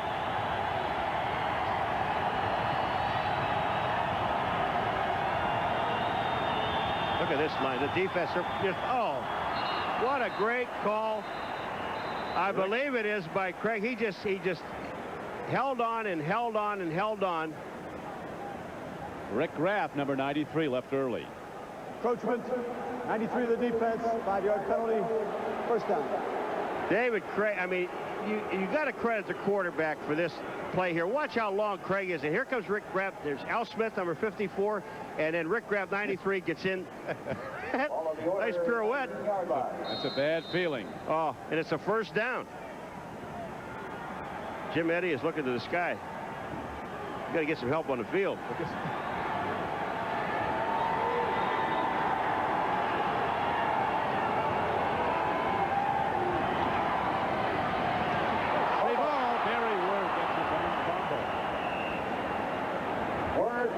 Kind of a day for the Kansas City Chiefs as Barry Word takes it straight ahead. He's popped, loses the handle. The ball pops right back into his arms. As you got to come back shaking your head and smiling after that. You bet. Darrell Lewis, number 29, is going to be in on the play also. Here he comes in. The ball. Childress gets it with an elbow, and the ball bounces right back into his hand. Isn't that amazing? Watch Childress swing his elbow at the ball. 79, bang, the ball comes out.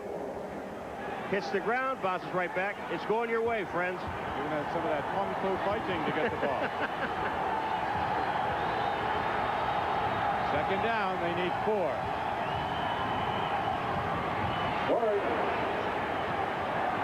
First down. Offensive linemen would much rather run block than pass block, and the Chiefs are firing out off the ball, keeping this Oiler defense on the field for much of the third quarter. When you see Word on this play run, though, Crick, he is supposed to go up the middle. But the middle is blocked, so he slides back to his left, the right of the screen. Watch what he does. Now, the backside pursuit is not there. Sean Jones, that can't get back. They hit him, but that's Rick Graff, number 93. He hits him in the backfield, but he's already picked up the first down. So Word running heads up, didn't go to the right hole, but did pick the right hole. Barry Word. He's been the last word. Play after play for Kansas City inside the 5-yard line. Tackled on the play by the Houston Oilers, the middle of their defense.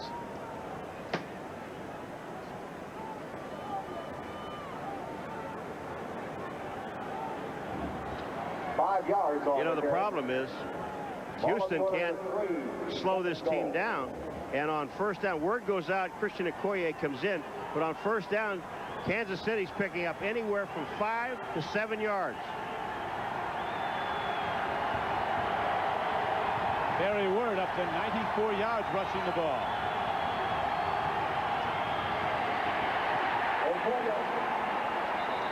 Doug Smith, who was banged up a little earlier, slides off, makes the stop, as Okoye, who is not nearly as quick as Barry Word. The first hole he picks at, that's the one he's got to take. He can't cut back. Doug Smith is hurt again. He's reaching for his left knee. Okoye has only 9 yards, Paul, running the ball on just 3 carries. But they're grabbing his feet, so it looks like cramps. All right, Doug Smith, number 99. He's moving out to the outside. Look at this play. Face mask. They didn't call it. Also, Childress is there, but they were pulling his feet back, so it looked more like cramps than it did the knee. So while the big guys attended to, there's a break here at the Astrodome. Fuel tank pretty close to E. He's out of the game as the Chiefs leading 13-6. Goes for the end zone. Here's Craig. He's going to try to take it himself. And he dives. Does he get there? He does not. They rule he's out of bounds at the 3. Eddie Robinson, a rookie linebacker, ran him out. Well, the problem was, I think it was Keith Cash, number 89, is a tight end. Went in motion, came back, and got hung up in at the line of scrimmage. He's trying to throw the ball out to the outside to Cash. There's nobody there. Bubba McDowell has chased him, gets Craig, forces him out of bounds. Right there when he steps, he can't jump anymore. But you see downfield right there, that's Keith Cash. They're trying to hit him. He was covered downfield by Jerry Gray. No place to throw the ball. This will be from 20 yards out. So again, Nick Lowry comes out. And what a day he's had. 2 for 2, including a 52-yarder. He missed it there. Lowry, who virtually never misses in close, just did. So the Oilers, their defense on the field, backing up, comes out of this long Kansas City drive without giving points. I said this surprisingly. I meant it. He missed it. Not that guy. I mean, he missed it by a lot. No rush. Really no rush on him. I mean, he's got time to hit it. The ball is in a perfect spot. Barker got it down fine. He just hooked it. Darrell Lewis was coming in, but he didn't have a shot at it. If there's been one bad point, not Lowry, but one bad point about Kansas City today has been their coverage team, special teams coverage on kickoff. And that's probably about the only thing. Saw that Nick Lowry cut 11 times by 8 different teams. And what's the end result? A Hall of Fame career, although that's not a memorable moment for him. The 52-yarder earlier was his 19th field goal during his career of 50 yards or longer. That's a new NFL record. It is not the longest field goal of this day. Del Greco, at the close of the first half, hit a 54-yarder for the Oilers. And we've got to, I mean, Houston's got to go to Lorenzo White. There's Nick, the kick. Lowry. He hasn't missed very many, has he? Our producer, Glenn Adamo, checking record books here and said that is Nick Lowry's first miss of a field goal inside 29 yards. That is scary. But I mean, again, you've got to go to Lorenzo White if you want to get back in this ball game. That time, Moon forced 3 passes downfield. They're going to go to Lorenzo real quick here. Lorenzo White. I was thinking more throwing, but you know, that'll work too. Fred Barnett, a 34-yard touchdown reception. That's a big game for the Chiefs. They'll have a 1-game lead if they win this one on Denver. San Francisco getting a big day. There's Carl Pickens, rookie for the Cincinnati Bengals. His second kick return is for a touchdown in his rookie year. Both quarterbacks, Gannon and Vinny Testaverde, are out of that Tampa Bay, Michigan game. Well, there's some quarterbacks dropping again this year, Crick.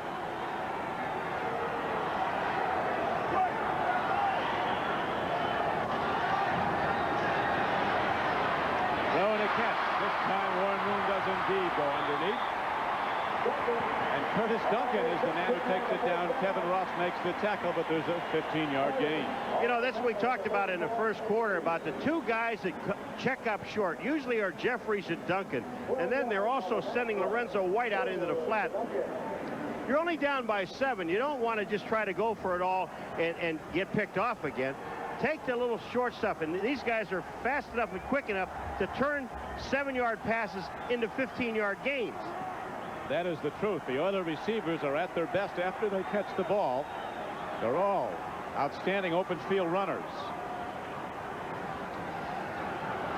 Moon to Lorenzo White.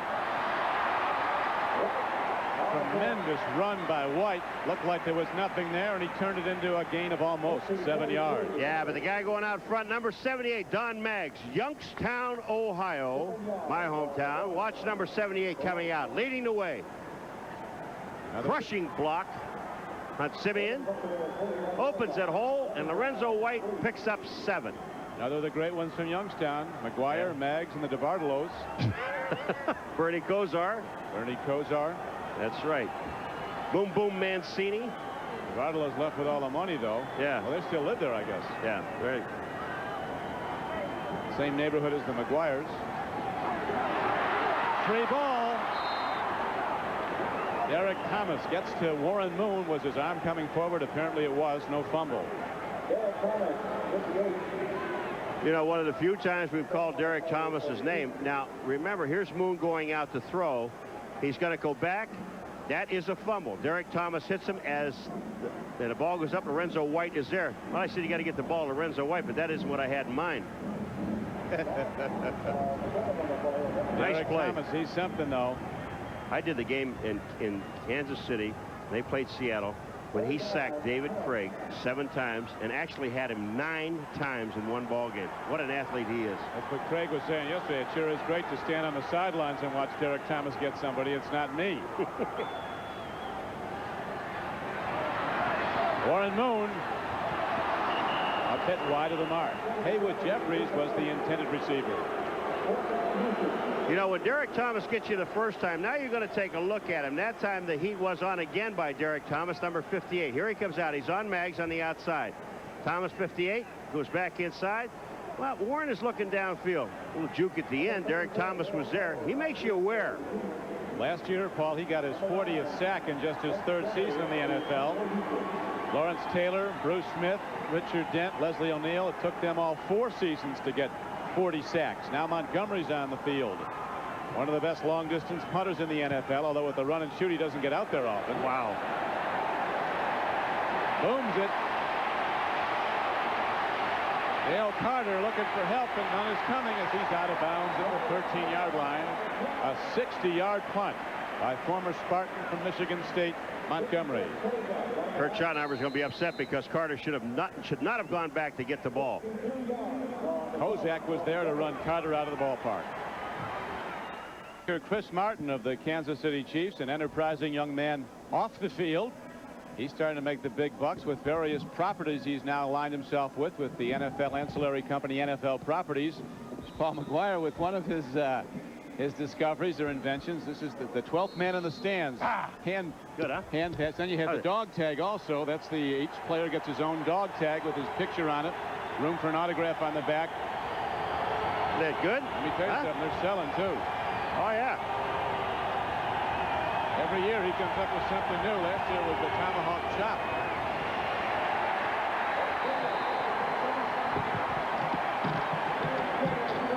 Not much there for the Kansas City runner. Ray Childress was there to fill and make the tackle as Okoye continues to have trouble getting running room against the Oiler defense. Well, the one thing again we talked about Okoye, if you get him going left and right, you got a pretty good chance of slowing him down. And I say slowing him down. But if he's coming straight at you and he gets those shoulders square going in through that hole, grab your socks.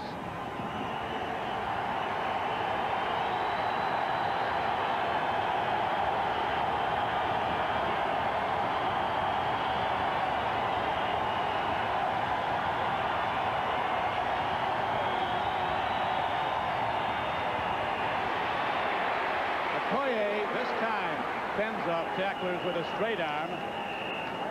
Rick Graff finally gets him. We got some scuffling going on downfield.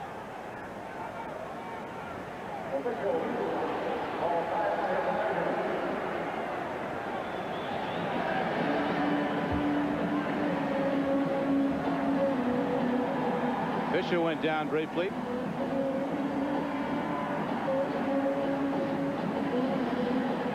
Three minutes and 16 seconds to play in the 3rd quarter here at the Astrodome, and the Chiefs lead the Oilers 13-6. Christian Okoye just getting to the outside. I just said get him running left and right, but you've got to get some help out there. He just stiff-armed, I think it was Rick Graff, and when he did it, then he got his shoulder square, and by the time he got his shoulder square, here's Okoye. Now watch Graff. He's there. He gets his arm on him. Now you're not going to bring him down one hand. Now, see, he's squared up. Once he gets squared up, he goes forward. Forget it. That's good hustle. First down, Kansas City. Chiefs the favorite. They've beaten the Houston Oilers not since 1983 in this ballpark. Oilers have won 5 of the last 7. Have beaten the Chiefs the last 2 years in a row. Okoye, as the Chiefs try to control the ball in their 7-point lead. Jeff Alm, 4th-year defensive lineman from Notre Dame, was on the stop. Harry Word has been the go-to guy today for the KC Chiefs. 94 yards running the ball. Get him back. He got him back in the game now and get him his 100 yards at least. Christian out. Nigerian nightmare. Well, he'll put some bad dreams on you, won't he? He's passed out some headaches, the big guy, but as we mentioned, Paul, the Oilers were concerned about stopping Barry Ward, and he has been the big producer running the ball for the Chiefs. And they have not stopped him. Haven't stopped Craig either. There they got him. Childress. But the single most significant statistic in this game, the Chiefs have turned the ball over. Not at all. The Oilers have turned it over 3 times. All right, here it comes again, and Childress, it gets there. Fuller gets there. Sean Jones gets there. The only one that doesn't get there is Jeff Alm, but he's in the area. You see number 76 there, but the other 3 were there. Good hit, and you're right. And on that 3rd turnover, Lowry misses a cheap shot field goal. So that could have been 13 points on turnover.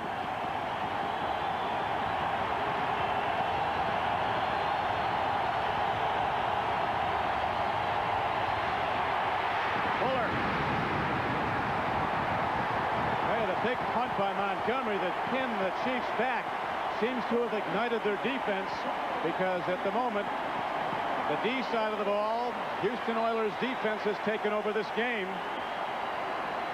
Left side, you'll see 79 Childress, but watch the left side. Keep watching. 95 comes in, and that's Fuller. Right there, Craig almost lost the ball. Sean Jones in here again, and this time Alm to help out. Up on the matrix, they got a picture of Arnold Schwarzenegger and his famous quote from the Terminator movie, "Hasta la vista, baby." Three downs and out for the Chiefs offense.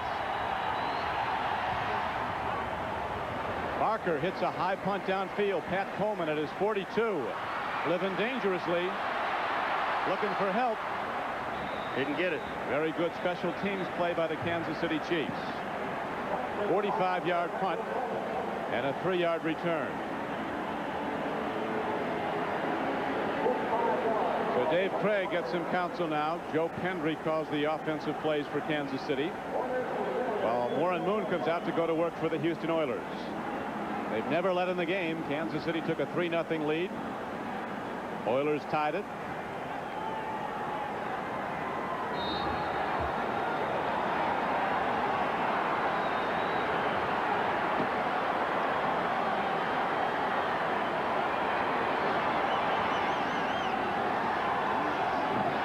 Shotgun snap is bobbled. Here's Lorenzo White. Open field run. White taking a pounding. Not giving it up. Getting the yard. First down, Oilers to the 42-yard line. Rick, this is what I've wanted to see for the last 2 series of downs. And Lorenzo White, watch this. He dumps it real quick. Moon drops the ball. Lorenzo's out. He looks at the linebackers. Moon does. They're already gone. And now here he comes. Down the middle of the field. Albert Lewis and company are downfield. Good run.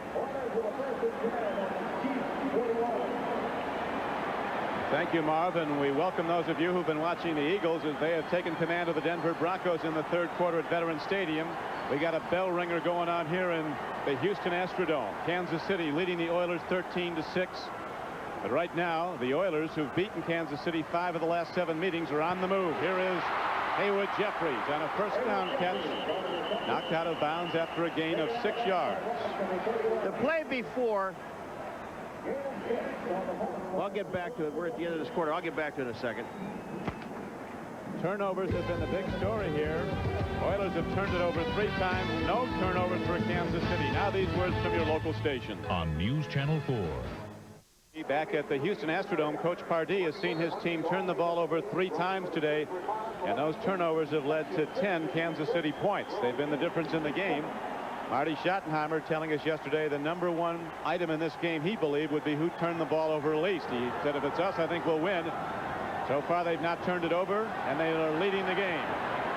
A throw and a catch. Haywood Jeffries pinned in by the linebackers in their drops, and a hard hit made. They haven't gone to Jeffries much today because #1 he hasn't been open much. The Eagles putting the heat on John Elway. 39 yards passing in the game. The Jets coach Bruce Cosset said we're going to win. Ain't going to happen.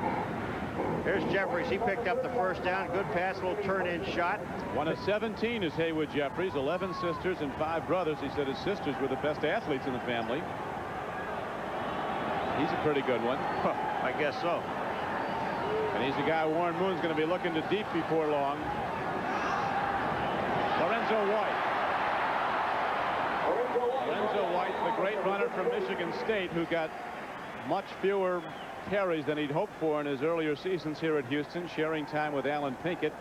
This year he's the go-to guy, and Lorenzo White's been delivering the numbers. Came in averaging 5.6 a rush, 5.6 yards, and he outgained the whole Colt team last week with his receiving and rushing. You know, talking to him yesterday, Lorenzo is, you know, all he wants to do is help the team, whatever it takes, whether it's receiving. He came in with 7 receptions, whether receiving or run the ball. He said he would like to be able to run the ball at least 20 times in this offense. He's carried it 12. And they were at their best, Paul, early in the game when White was getting it a lot. He had 45 yards on 9 carries early in the game. Then they stopped going to him. Here's a throw and a catch. Splitting the defenders, Leonard Harris. You know, you've got to appreciate Warren Moon's arm to get the ball where he just put it for Harris. Now, Leonard Harris is covered downfield, but Moon has got so much confidence in his arm. Here it comes. Bam, it's out of there. Neil Smith, no chance of knocking it down. Moon, just hoping. Watch where this ball goes. Keep an eye on it, just on the football. Right between 2 defenders. There was just no chance. Terry was there, Albert Lewis was there, and the ball was there first. Moon trying to come back from interception problems. He was intercepted 5 times on opening day by the Steelers when they upset the Oilers here in the Astrodome. He's been picked off twice today, both times by Benny Thompson of the Chiefs. Here's a throw, a catch. Is it good? Touchdown. Touchdown signal, and the Oilers are ready to tie the game with the point after. Leonard Harris making the touchdown reception. You remember what Neil Smith told us about how quick Moon gets it there. Watch how fast this ball gets there. Bam! Bam! It's touchdown. You have no chance. The ball is in such a hurry. Smith or Harris, all you have to do is hang on. What an arm. 2 years ago at Kansas City, Warren Moon passed for 527 yards, second most in NFL history in any single game. Last year he quarterbacked the Oilers to a 17-7 win over the Chiefs here in the Astrodome. He struggled at times. It now comes up with the big throw, and the game is tied 13-all with 12:39 left to play.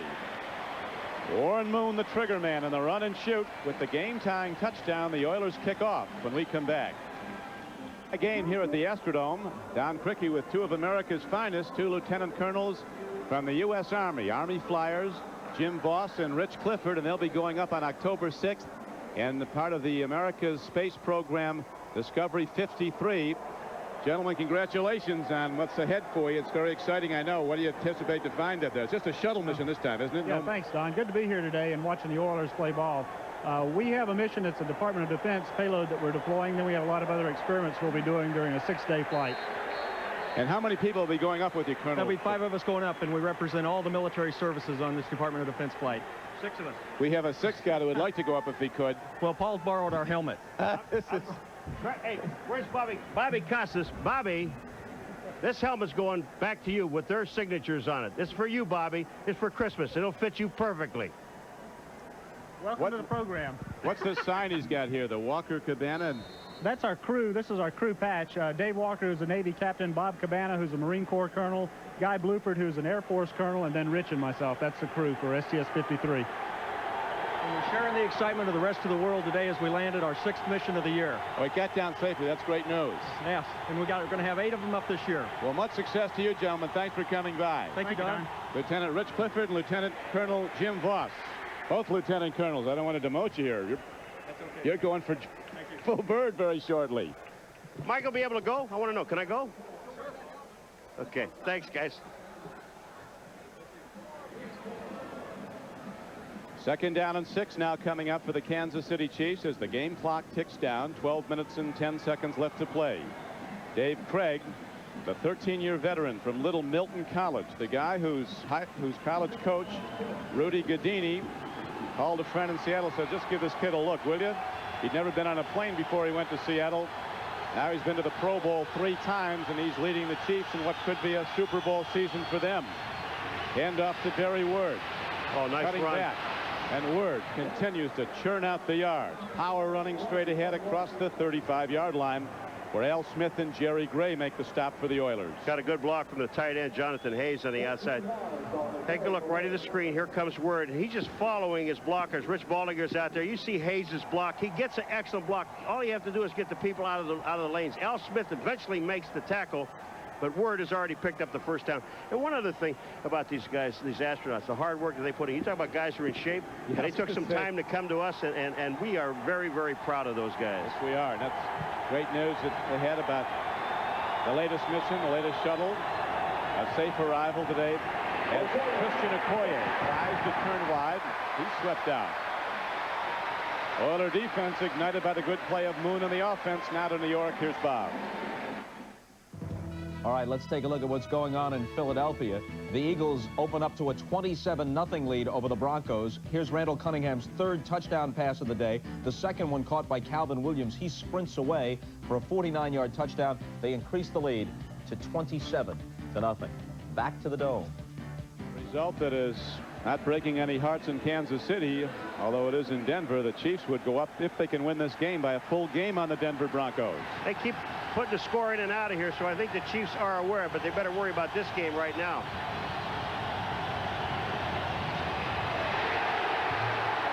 Oh, Childress. Great Childress.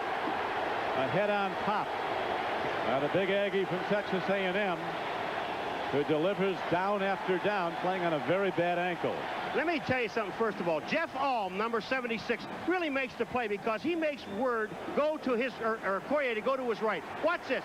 See Alm there, 76? When he turns him that way, then he runs directly into Childress. And that was a collision. Major league collision. 250-pound runner, 280-pound defensive tackle. Full force into each other. 13-13 game. Crowd noise intense as Craig drops. Here's the rush. Up the middle he goes to Todd McNair. And again, Childress makes the play, running down the receiver. Childress, this time they run a screen. He's not only going upfield, reads the screen, and then comes back. Jim Eddy was talking about this guy, about how much he means to the defense. You see Eddy over there on the sideline smiling. That's it. That's right.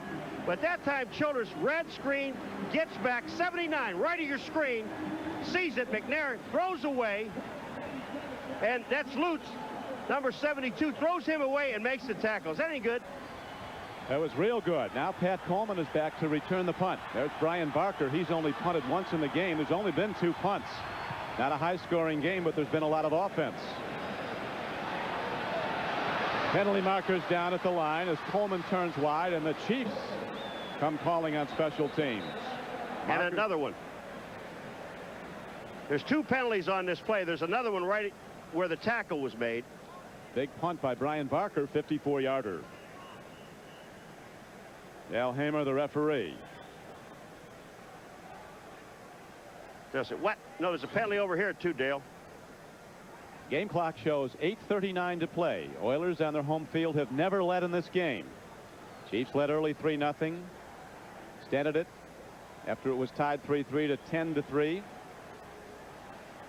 Now it's a 13-13 game. We've had 2 50-yard plus field goals, one for each side.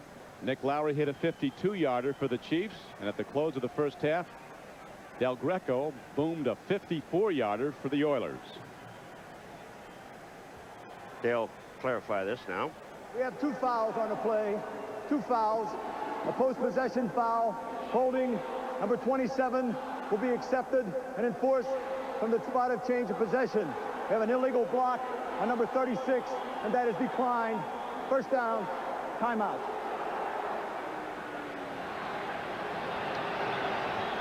Interesting call because there is no 36 on the Oilers roster, but somebody was guilty. Back in a moment. The NFL on NBC is brought to you by Domino's. Call Domino's Pizza right now, and you'll be enjoying our unlimited toppings pizza deal when the game is over.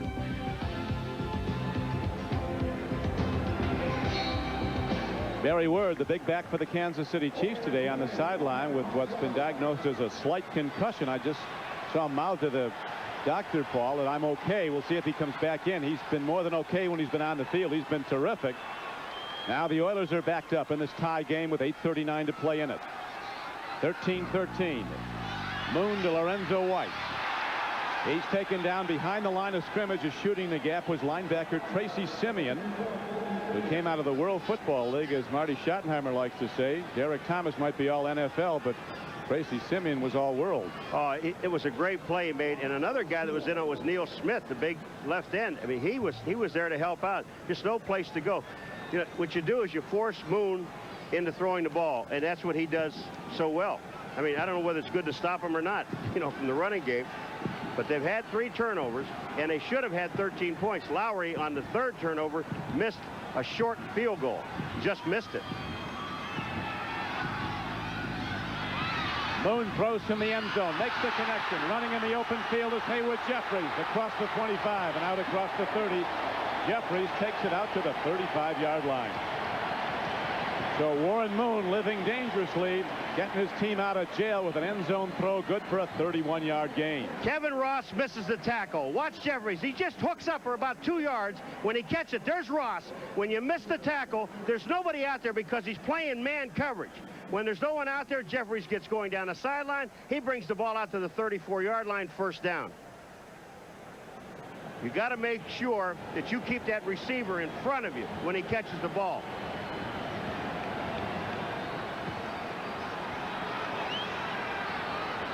Lorenzo White remains the lone setback in the run-and-shoot offense as the trigger man, Warren Moon, lost another one. This ball may have been tipped. He was looking at Givens on a crossing pattern. He almost hit the referee with it, or one of the officials with it. Watch this. Moon throws to the outside, and that's Givens. You want to know why it's incomplete? Because the referee had good coverage. So Kansas City's using 12 guys now. 11 in white and 1 in stripes. But you still have to go back to Lorenzo White, because when they take and they run Givens underneath away from one side back to the other, and then they bring Lorenzo White out where Givens was, there's nobody there. Lorenzo White is wide open. He's been coming underneath the linebacker drops all game long. Jeffries, who caught 100 passes to lead the NFL last season, is the target again, but he drops it. Moon likes Jeffries. Jeffries, with the 100 receptions, went to the Pro Bowl, had almost 1,200 receiving yards. Very rangy, stands almost 6'5". Most of the run-and-shoot receivers are built low. If there's one thing about this offense that is really distracting as far as Moon is concerned, when you get on a roll and you're moving the ball. Now, Jeffries made an excellent play, beat Ross, gets up the field, picks up the first down. Now they throw out to Jeffries again. It becomes, you know, it's 3rd down. You run one play, it doesn't work. The second play, the guy drops the ball who should have a first down. It's frustrating. Now you've got to get all 10 yards in one play. You've got to play mistake-free on offense. Big down now for the Oilers. 3rd down, and they need 10. He's looking at Jeffries. He makes the play. Ruled out of bounds. Moon goes right back to Haywood Jeffries. And inches from a reception and a first down, it forces a punt. They're just sitting right there. Now, does Jeffries have the ball? First of all, he has to have control. That he has. His foot's out of bounds. Good call. Excellent call. We have replay. The officials don't. Not anymore. It would have been again next would year, have been though. no good anyway. Montgomery, who hit a 62-yarder in his only punt of the day, standing in. There's Dale Carter, great return man, the rookie from Tennessee. End over end punt. This will come back at the Oilers. Carter comes up on it. Big one hop.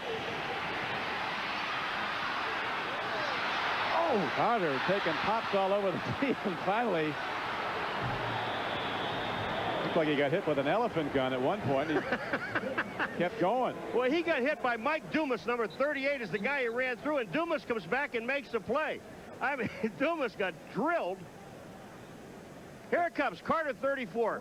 He gets through here, and watch 38. Dumas gets him, not here, there. Here's the hit. The Dumas knocks him back. Now watch who makes the play. Coming back up again from behind will be Dumas. Not bad, huh? That's hustling. And there's a flag. It's a 49-yard punt and a 21-yard return, but we need some sorting out.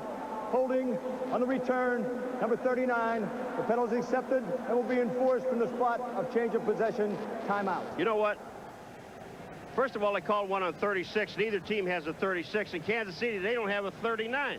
Neither team has a 39. This is wonderful. Line of award-winning automobiles. Mitsubishi, the word is getting around. By the people at Nike, who encourage you to just do it. By Radio Shack, America's technology store nobody compares. And by Delta Airlines. At Delta, we love to fly, and it shows. Mike Dumas, our hitting safety from Indiana, made the big hit on Dale Carter, but Carter kept on going. Now a penalty sets it back, and the Chiefs have the long field to go. First and 10 from their 8-yard line. High game, 13-all, fourth quarter. Barry Word's back in the game, but he's not going far on that carry as William Fuller and Lamar Latham combine on the stop. Now you talk about Mike Dumas and Carter. Dumas does hit Carter. Carter gets the first blow. Dumas ends up with the last one. What's left? Here it comes. Bam! I mean, he knocks him back about 2 yards. Dumas is down 38. But then again, it's worth seeing. Here comes 38. Dumas. I'll make my play now. Carter still picks up 2 more yards after he hits him. But that's hustle by that man, Dumas. And Carter. Barry Word has now gained 113 yards, Paul, running the ball, 20 carries. Chiefs had big problems running the ball in their first 2 games, both victories. They had movement in the line, and is that John Alt, number 76? I think it is. The left tackle moved.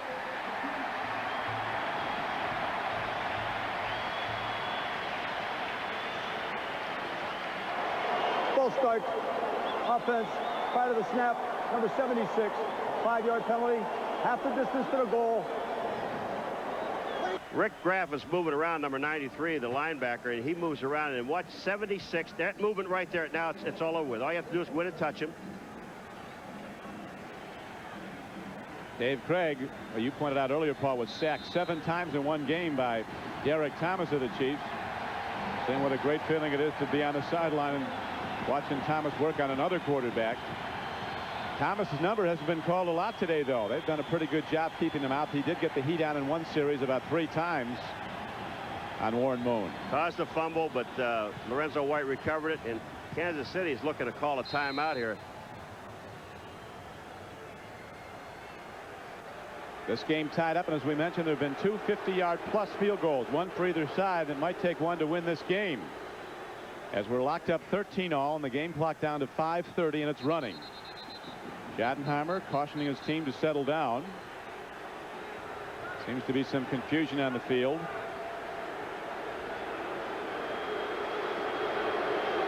Clock still running.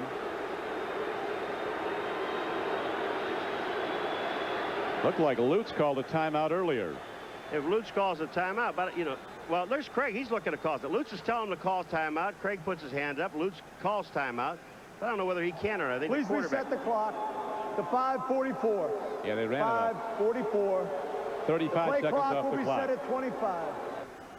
There is no timeout. Pardee said, wait a minute, they signaled timeout.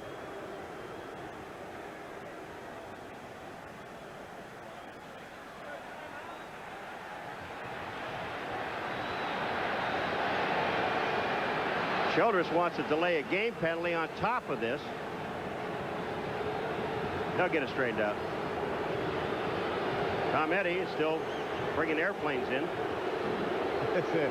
Or Jim Eddy, excuse me, he's bringing airplanes. Defensive coordinator. Eagles laying waste to the Denver Broncos. Elway can't bring him back today. San Francisco routing the Jets, as in what was hoped to be a Super Bowl year, or at least a playoff year for the Jets. The Packers reset the play clock. Seems to be in ashes right now. 5 seconds. Now they've got 5 seconds to get the play clock, to get the ball off. My friends, slowly we're gaining on this thing. I know, it's getting there. They'll get it straightened out. They've got to wait. Now they've got to run this thing down by hand, I guess, all the way down to 5 seconds. Let it go. They're at 19. Natives are restless. This is an advantage, really, to the offense and not the defense, because the defense is now standing around. They were pumped up. They stopped them. They made a play. And now the offense has a chance to regroup. Time to play football from the end zone, just as Moon threw a short time ago. Craig goes for it all. This guy short-armed the ball. He never made a reach at it. Willie Davis gave Craig nothing on that play. I don't think he lost the ball. He just, it really looked from up here. Never went for it. Yeah, he never went for it. There was double coverage on the outside. Now take a look at it. Is he reaching? He's still looking up, and the ball hit the ground. I don't know what he was looking at. He might have lost it in the light. Now here's Craig throwing the ball downfield. I mean, he's shaking his head before the ball. He was halfway there. Not happy, and with good reason. Maybe Willie was hoping it would stick in his face mask. Well, never put his hands up. I think what Craig was really doing on that play, seeing the double coverage, is throwing the ball away. 3rd and 13. Craig, in great danger of a safety, gets rid of the ball before he's sacked. And, of course, any offensive penalty in the end zone is also a safety, so you had to be careful of the holding. You betcha. And he hit, another referee gets hit again. Craig was not happy with the series of downs, and he's looking, because when he threw the ball on 2nd down, you knew that when he threw it, he didn't even look at whether he was going to catch the ball. Davis was going to catch the ball or not. He just looked to the bench, and he wasn't happy with it. Alligator, he's got the alligator arms here, Paul. He never, this is a last play, but Davis going for the ball without reaching for it. Now there's a punt coming from the back of the end zone by Brian Barker. Pat Coleman is back for the Oilers. They set up the return. High punt, but not deep. Coleman will fair catch it at the 39-yard line of the Chiefs. So with the game tied 13-13 and 5:24 to play, Oilers have the ball in good field position when we come back.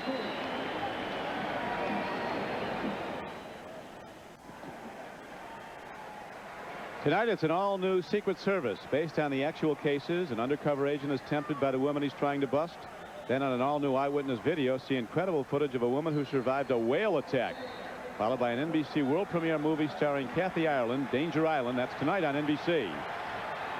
Don Criqui with Paul Maguire. Astrodome, Houston, Texas. Jack Pardee's Oilers on offense with good field position in a tie game, 13-all. Warren Moon playing in some heavy humidity even in the dome. Fires out. Ball is taken in by Curtis Duncan. He keeps working inside the 30-yard line. He goes to the 29-yard line. And a first down, it appears to be, as we go back to New York and Bob. All right, Don, here's the Packers' #1 choice out of Florida State, Terrell Buckley, who has proclaimed himself the Jim Thorpe of the second half of the century. He goes 58 yards with the punt return for the touchdown.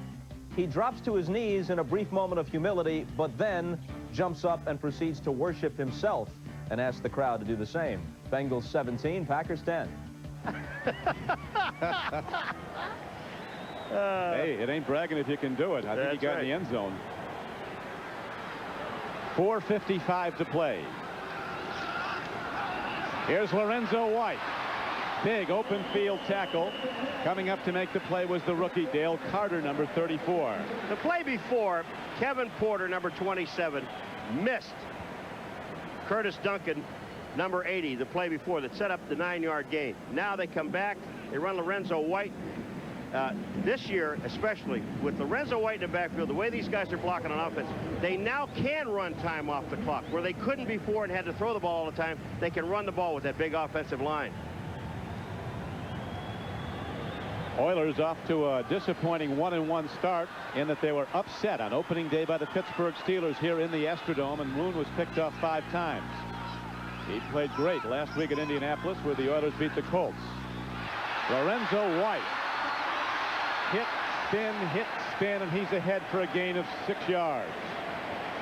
Well, we're talking about this offensive line being able to block as well as they do because Lorenzo White is back there. Big guy, 227 pounds. Watch the pit. Get into the center. Munchuk, Mags, watch these guys. When the blocking is like that, Moss, number 63, falls back out and slows him down and enables Mincy to get out there and help out on the tackle along with Simeon. But when that offensive line explodes like they're exploding there, there's a hole opened up. They pick up 5 yards. Lorenzo White working on those size 15, 6E shoes. There's Kevin Gilbride, offensive coordinator. The man who, with Warren Moon, designs this run and shoot. Throw to the end zone. Touchdown, Ernest Givens. Oilers take the lead.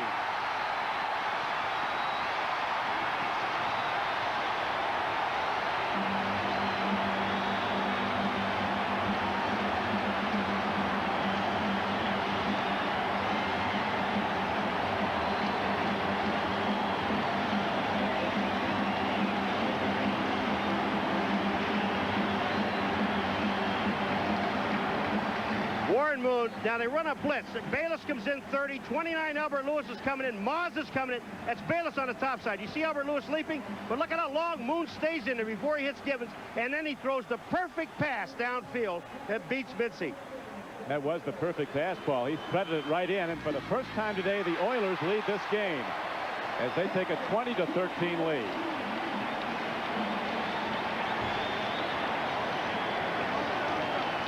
He's got all the good moves. I like it. Here he goes. If I ever did that, my socks would fall down, you know? Like one of those bobblehead dolls. Whoa, what a throw and catch. What a throw and catch. And Moon standing in the pocket. And he just, I mean, you talk about threaded. He hit Givens right on the dead run. No chance for Mitzi to make a play on the ball. Perfect throw and catch. Great execution. And the blocking up front was there. Next Sunday, NBC Sports presents an action-packed NFL doubleheader beginning at 12:30 Eastern Time with NFL Live. Some of you will see the Houston Oilers collide with the San Diego Chargers, a fast-improving team. John Elway and the Broncos go to Cleveland to meet the Browns in the second half of the doubleheader. And if you will see the Steelers go against the Packers, others will see the Jets take on the Rams. Check your local listings. You know, with 3:15 remaining, Cricket, and the Chiefs, I think they have all of their timeouts. With the big backs, it doesn't take the running game out of the game. They can still use it. They got to get in the end zone, though. Long field goals won't help now. Down by 7. There's Carter, knocked back. Steve Jackson makes the play. Philadelphia continues to rout the Denver Broncos. San Francisco doing the same to the Jets. Steve Young with 3 touchdown throws in that game. Cincinnati with 3 wins last season and 13 losses could have 3 wins in the first 3 weeks this year if they hold on at Green Bay. Vikings up on the Bucks. New Orleans and Atlanta in the fourth quarter locked up 7-all. Seattle might have its first win. Well, they're going to have a tough year, Seattle. They don't have much of an offense. Dave Craig right into the shotgun. Here comes the rush. Throw and a catch. Todd McNair out of the backfield. Moving ahead. He's got a first down out to the 27-yard line. You know, made the tackle. William Fuller downfield, 11 yards downfield, the defensive end, and Craig is limping. But William Fuller was in on a pass rush, sees the dump over the middle to McNair. Craig is going to get hit there. That's by Childress, and he fell right on his leg. Hurry up offense. First down throw by David Craig. It's blocked. Big Doug Smith got his hands on it. Big guy might have been headed for glory yet he caught it. It was coming pretty fast though. Catch it. It almost went through his body. I mean, you're not going to make it go through there. Look, watch this. Catch it. Look at, he got Bigfoot out there and he's in the way. Look at his hands. He got gloves, tape. He's happy he knocked it down. He wasn't thinking about catching it. Big Doug, size jumbo petite. About 320 pounds.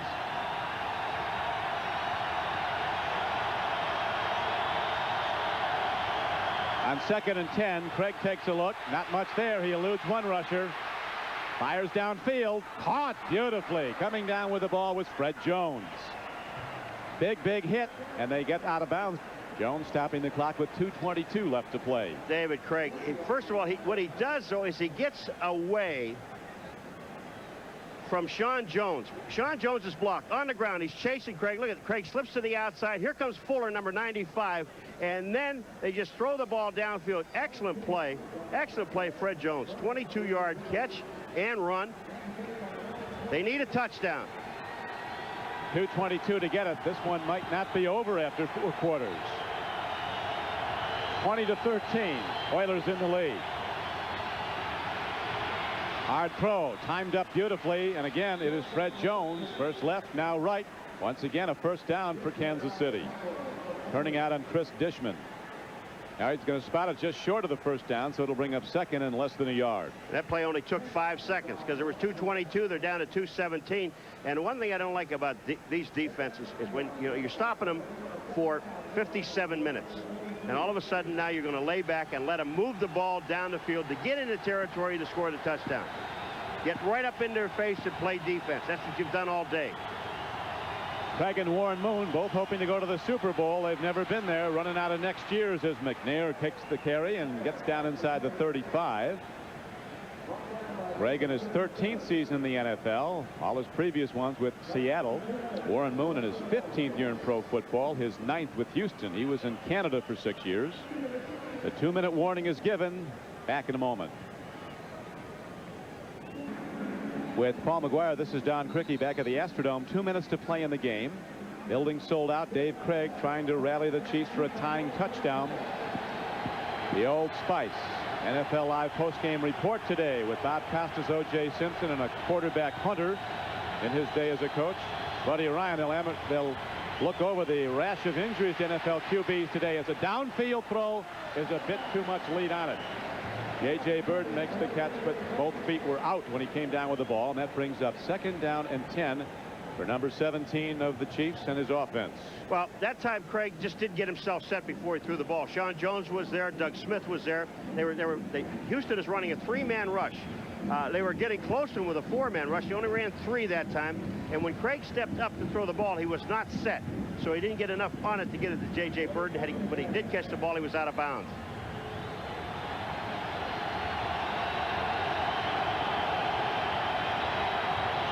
Jim Eddy, defensive coordinator for the Oilers, who lives every down on the sideline. He'd almost rather be on the field as McNair on a draw takes it down to the 25-yard line. 2nd down and 10 play is good for a gain of 8. Childress on another stop along with the safety Marcus Robertson. I just said, you know, with this offense, Kansas City Chiefs, in 3 minutes when they took the ball over with 3-something to play in 3 timeouts, did not take the running game out of this. Game clock down to 1:46 to play, and the Chiefs 25 yards from the end. 1:46 to play. The Oilers have trailed all day until a moment ago, a couple of minutes ago now, when Warren Moon threw a strike over the middle into the end zone to Ernest Givens for the go-ahead touchdown. 3 times they had tied the game but never led until that point. Now the Chiefs are looking to rally for a tying touchdown, perhaps to send the game to overtime. 3rd down, less than a yard. As Craig sets in the shotgun, makes the throw. McNair makes the drop. He rarely does. Jerry Gray, the former L.A. Ram, number 21, who came to Houston as a Plan B free agent, was there to cover. And it'll be 4th down. That would have been a first down. Oh, you've got to go. You can't kick a field goal, and you can't think about anything but 7 points. Or you only have about a little over 1.5 yards, not even 2 yards to run. I wouldn't be surprised to see a running play here because you still have 2 timeouts left. There's 1 minute and 42 seconds left to go. Word is in the game. And so is tight end Jonathan Hayes. They have to burn a timeout and get everybody settled. 4th down. Chiefs have to make it. And they do. Barry Word. Over 100 yards for the day. Takes it ahead on 4th and 1 and gets 3. So the drive stays alive, and now the clock is stopped with 1:35 to play.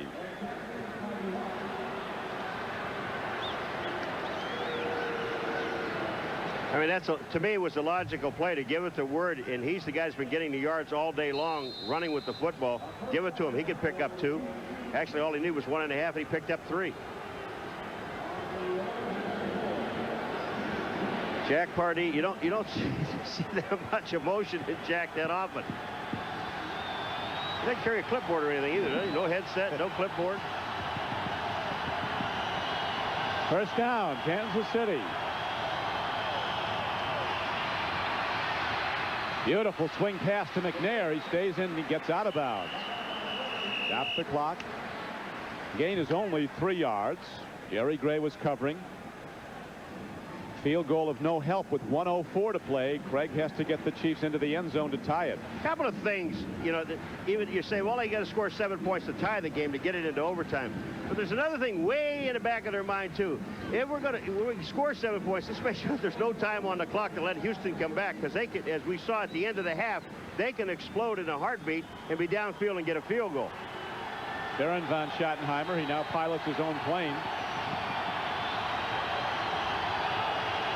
Kind of happy with that plane, isn't he? Craig, second down throw.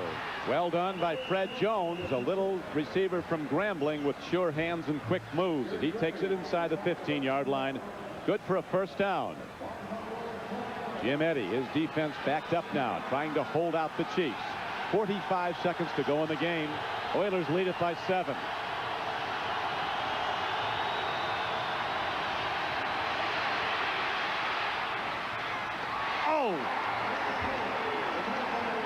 Second and 10 comes up. 34 seconds to play. Todd McNair was the intended receiver.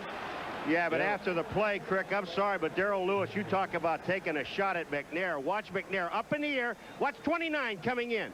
McNair is there. Lewis is there. Look, McNair got a shot at him. They both got shots. See if he can fit his face mask inside his helmet. That doesn't work. The hittee became the hitter. That's been going on all day, folks. Not just those two guys. I mean everybody. Go to the draw play, and McNair runs the ball. He's down inside the 5 and down to the 3-yard line. As the game clock stopped with 26 seconds to play. Well, I didn't think they'd take the running game out of Kansas City, and all 3 running plays to McNair were all draw plays. The one handoff was to Word to pick up the first down, which he did, but this is a draw. He slides over, the blocks are there, the receivers are downfield. McNair makes a nice move back inside. Number 91 Meads misses, but look at McNair. Never stops moving, continuous motion. Kansas City Chiefs, Paul, now down to 1 timeout. And 26 seconds. Oilers have all 3 of theirs. The last thing they want to use is a timeout. And the Chiefs have to get it in the end zone. Dave Craig, who's come over and said the offense was quite a bit different at Kansas City from Seattle. Asked if he ever called any Seattle plays in the huddle. He said he thought about it, but he never did. It could happen. Just remember one other thing, too, even though the score is at 7 points now, Houston, but Lowry did, the first time in his career, missed a field goal inside 29 yards with no rush on him. He just shanked it. They'd still have to score a touchdown. Yeah, but I'm just saying, if the 3 points was there, they would still have to score a touchdown. They could win the game on a drive instead of taking it to overtime. Todd McNair, he goes in. We have a tie game if the extra point coming up is good with 23 seconds left to play. I'll tell you, on this play, they should have called John Alt for holding Sean Jones, number 96. John Alt, number 76, just absolutely grabbed him and kept him from getting to McNair. Watch on the left of your screen. Watch 76. Sean Jones is coming in. Watch this. Is that holding? He had him right by the shirt. Jones could have been there, but that was holding. But it's touchdown. Now Nick Lowry hits the extra point up and good, and with 23 seconds to play, we're tied 20 all, and Lowry will soon kick it off to the Houston Oilers. And we should remember that today Al Del Greco, the place kicker for the Oilers, kicked a career best 54-yard field goal to end the first half. He might be lofting another long one here. Well, you know, it's a lifetime. 23 seconds on the clock. Houston with 3 timeouts. that's not a major problem for Kansas City. The major problem is number 1, Warren Moon.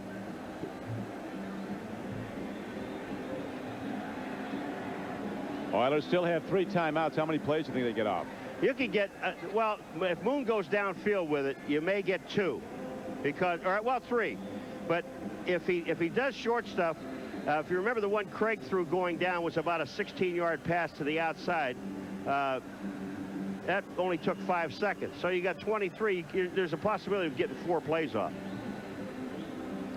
We'd like to welcome those of you who've been watching the Philadelphia Eagles beat the Denver Broncos 30-0. A much different game here at the Astrodome. 23 seconds to play, and a moment ago Todd McNair took it up the middle for the game-tying score for the Chiefs. And in this drive, it was a long drive. The Kansas City Chiefs did not get away from the run offense, and McNair ran, I think, 3 draw plays, and that one ending in a 7-point play. Back deep now for the Houston Oilers are Corey Harris, Spencer Tillman. On the opening play of the game, Harris on the right, a rookie from Vanderbilt, ran the kickoff back 100 yards and put on the all-time celebration. Outdid even Buckley of the Packers, but then they found a yellow flag back upfield and it came back.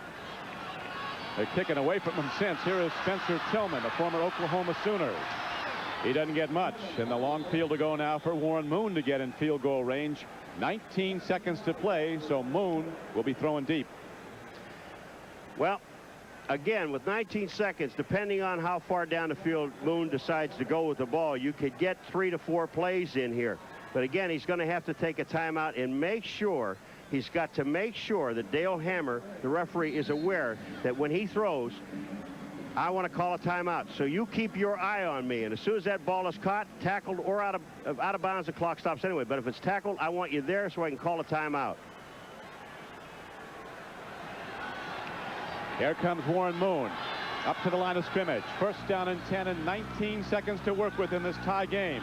He goes to a draw, and they'll quickly call a timeout. A most interesting Old Spice NFL Live post-game report coming up. 3 starting quarterbacks from NFC Central teams were injured today. Mikowski of the Packers, Testaverde of the Buccaneers, and Rich Gannon of the Vikings. And since the start of the preseason, 9 starting quarterbacks in the NFL have been injured this year. As the Oilers let the clock run out, they'll take their chances with the coin flip.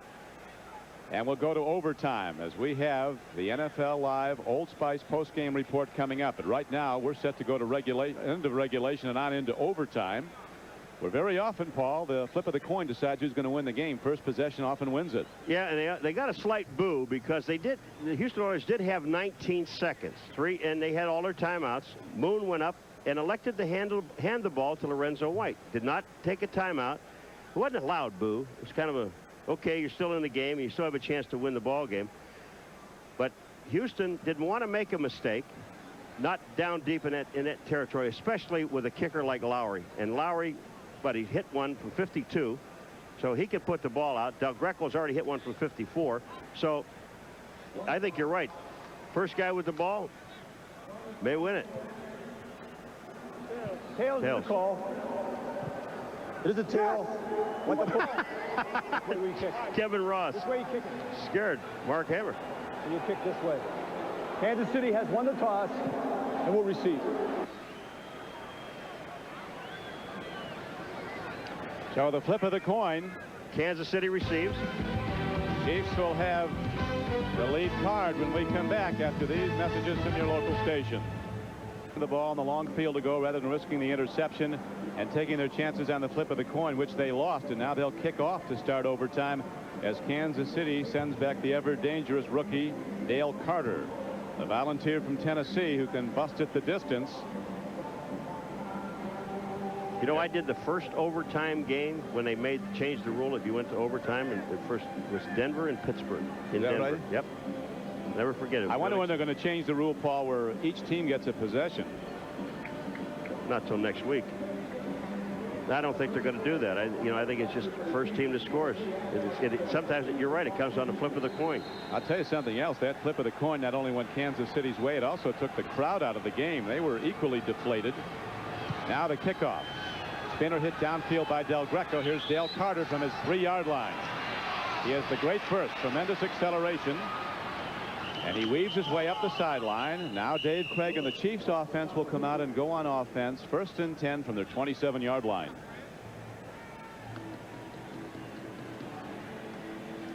Craig with some nice numbers. Maybe the nicest one, that 0 under the INT. He hasn't given the ball up to the opposition. The one thing about, attempting 28, completing 16, you're absolutely right about the interception. It doesn't seem like a whole lot of yards, 170.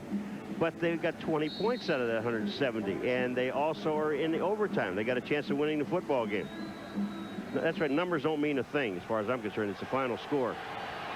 Numbers are even. The big numbers. 20-20 is the count as we start overtime. Don Criqui with Paul Maguire at the Astrodome in Houston, Texas.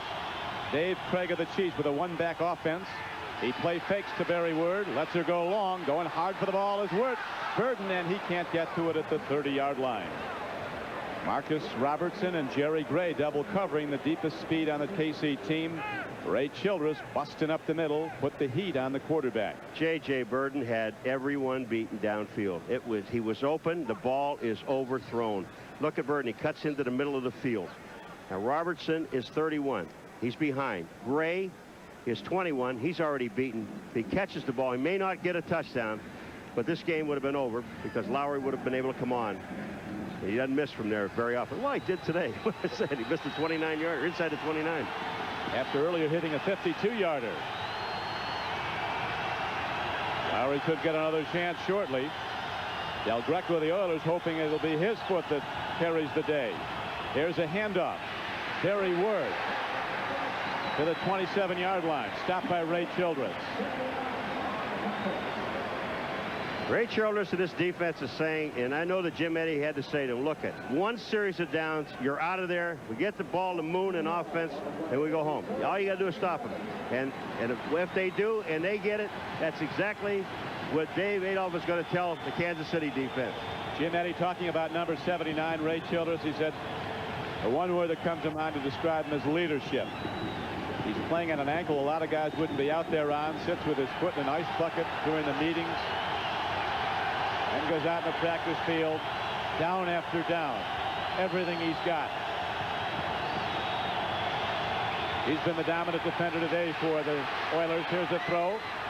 Caught somehow by Bird. He loses the ball. Free ball on the field. If the play goes, the Oilers have it.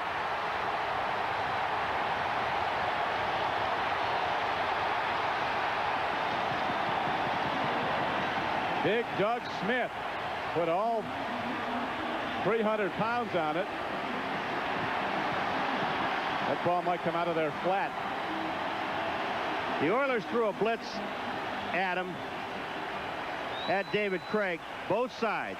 29 Lewis comes in, and there's 24 coming in, also Jackson. And look at Burton. What he's trying to do is get upfield and get a first down. But Dishman reaches in, grabs the ball. Smith falls on the ball, and now it's Houston. Offense, number 77, penalty decline. First down. Rich Waldinger, we got a holding penalty, but Dishman makes a super play. J.J. Burton was just trying to get a first down. He knew it was 3rd and long. He had to get to the marker.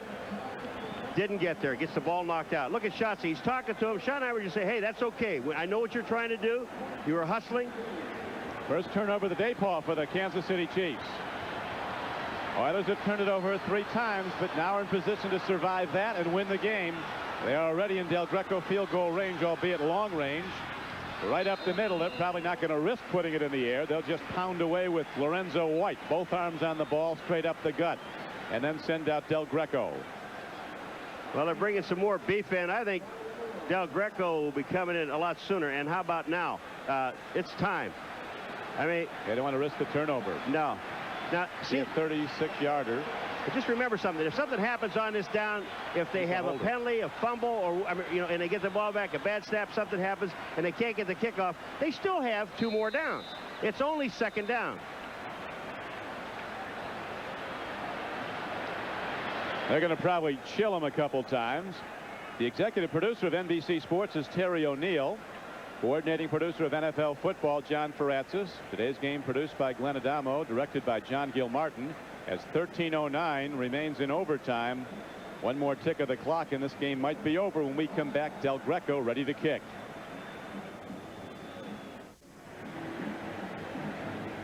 Al Del Greco from Auburn University. Played with the Packers, traveled around the NFL. He's a power hitter, had a career best 54-yarder earlier this game at the end of the first half. In fact, it was a 44-yarder. There was a penalty on the play. They set back 10 yards. The Chiefs taunted him. He boomed it from 54. Saved some select remarks for the Chiefs as he trotted off the field, and now he's going to have a chance to beat him. Well, I like this choice, too, because the guy that he really went after and put his finger up, and he almost had it ripped off, was Derek Thomas. And, you know, pick on one of those littler guys. Don't go after Derek. The Oilers never led in this game until they took a 20-13 lead in the fourth quarter. Then the Chiefs came back to tie it on McNair's touchdown run, and now a 39-yard field goal attempt by Al Del Greco in overtime with Montgomery the holder could be the decider. Snap and set down are good, and so is the kick. It's over. Del Greco carries the day with another field goal, and the Oilers rally to win this game over the Chiefs 23-20. Now for 3 straight years, Coach Schottenheimer's Chiefs have fallen to Coach Pardee's Oilers. You know, people have said about this Oiler team that there are so many individuals on this team, and they play as individuals. A game like this, where you win it in overtime against the Kansas City Chiefs and come back time and time again, overcome all of the turnovers that they had in the ball game. This brings the team together, Crick, better than anything that I know. It's a victory in overtime. Now they can get away from all of the junk that's been going on. Guys leaving camp, guys not happy with contracts. They're now 2-1. They're on their way. It'll bring a team together. Boy, it's a 3-way combination that has to make this good. Snap has to be right. The holder is as important as the kicker, and then Del Greco with the swing of the leg off Montgomery's hold drives it through. He's not big, but he's very strong, Al Del Greco. We talked earlier about him being a scratch golfer, and he likens the swing of the leg much like to the swing of the golf club. He does it both well. Yeah, he does. Look at Warren Moon. He's not looking. He said, okay. He's another guy. With Pat Coleman. Yeah. Lorenzo White, he didn't do it either. You know, the one thing about the kick, you mentioned 3 people are involved in a kick. Well, the line is 2. But the center, number 1. But watch the holder. Watch Montgomery, 9. Look at his head. Never turns up. He doesn't even look after the kick. Look at Montgomery. Now he looks. Total concentration on the ball. That's his job. Get it down, get it in the right place, and let Al Del Greco do what he does best, kick the football. And we should point out that an all-pro player, center Bruce Matthews, is the snapper, as Warren Moon leaves his home field a victor for the first time this season after his 5 interceptions led to the Steelers' upset victory over the Oilers in the opening game. Then he came back and played brilliantly, completing over 70% of his passes at Indianapolis. And today he rallies his team from behind. They trailed 3 times during the game, then took the lead, saw the Chiefs tie them, and now Moon and the Oilers capitalize on a turnover, and soon after, Al Del Greco booms the big one, the winner. And Marty Schottenheimer talked at the outset about the importance of turnovers, Paul, and it turned out to be the one turnover that killed his team. That's what he said to us. In turnovers in the beginning, let's go down through them. The Oilers turned the ball over 3 times. There were 10 points, but in those 10 points, Nick Lowry just missed a field goal. No rush, nothing. So Nick misses a field goal, which would have been 13 points. But the only one turnover, really, Kansas City, that cost him, was at the end, and it leads to this 3 points and a victory for the Houston Oilers. So the Oilers get right back in the race with a 2-1 record now in the AFC Central, and the Kansas City Chiefs find themselves at day's end tied for first place in the AFC West with the Denver Broncos, who were blasted today at Philadelphia. Now for Paul Maguire, this is Don Criqui. Glad you could be with us here in the Astrodome. Once again, our final score, the Oilers 23 and the Chiefs 20. Be sure to join us next Saturday for Notre Dame football. Quarterback Rick Meyer leads the Fighting Irish against their interstate rival, the Purdue Boilermakers. It all starts at 1 Eastern time with Notre Dame Saturday.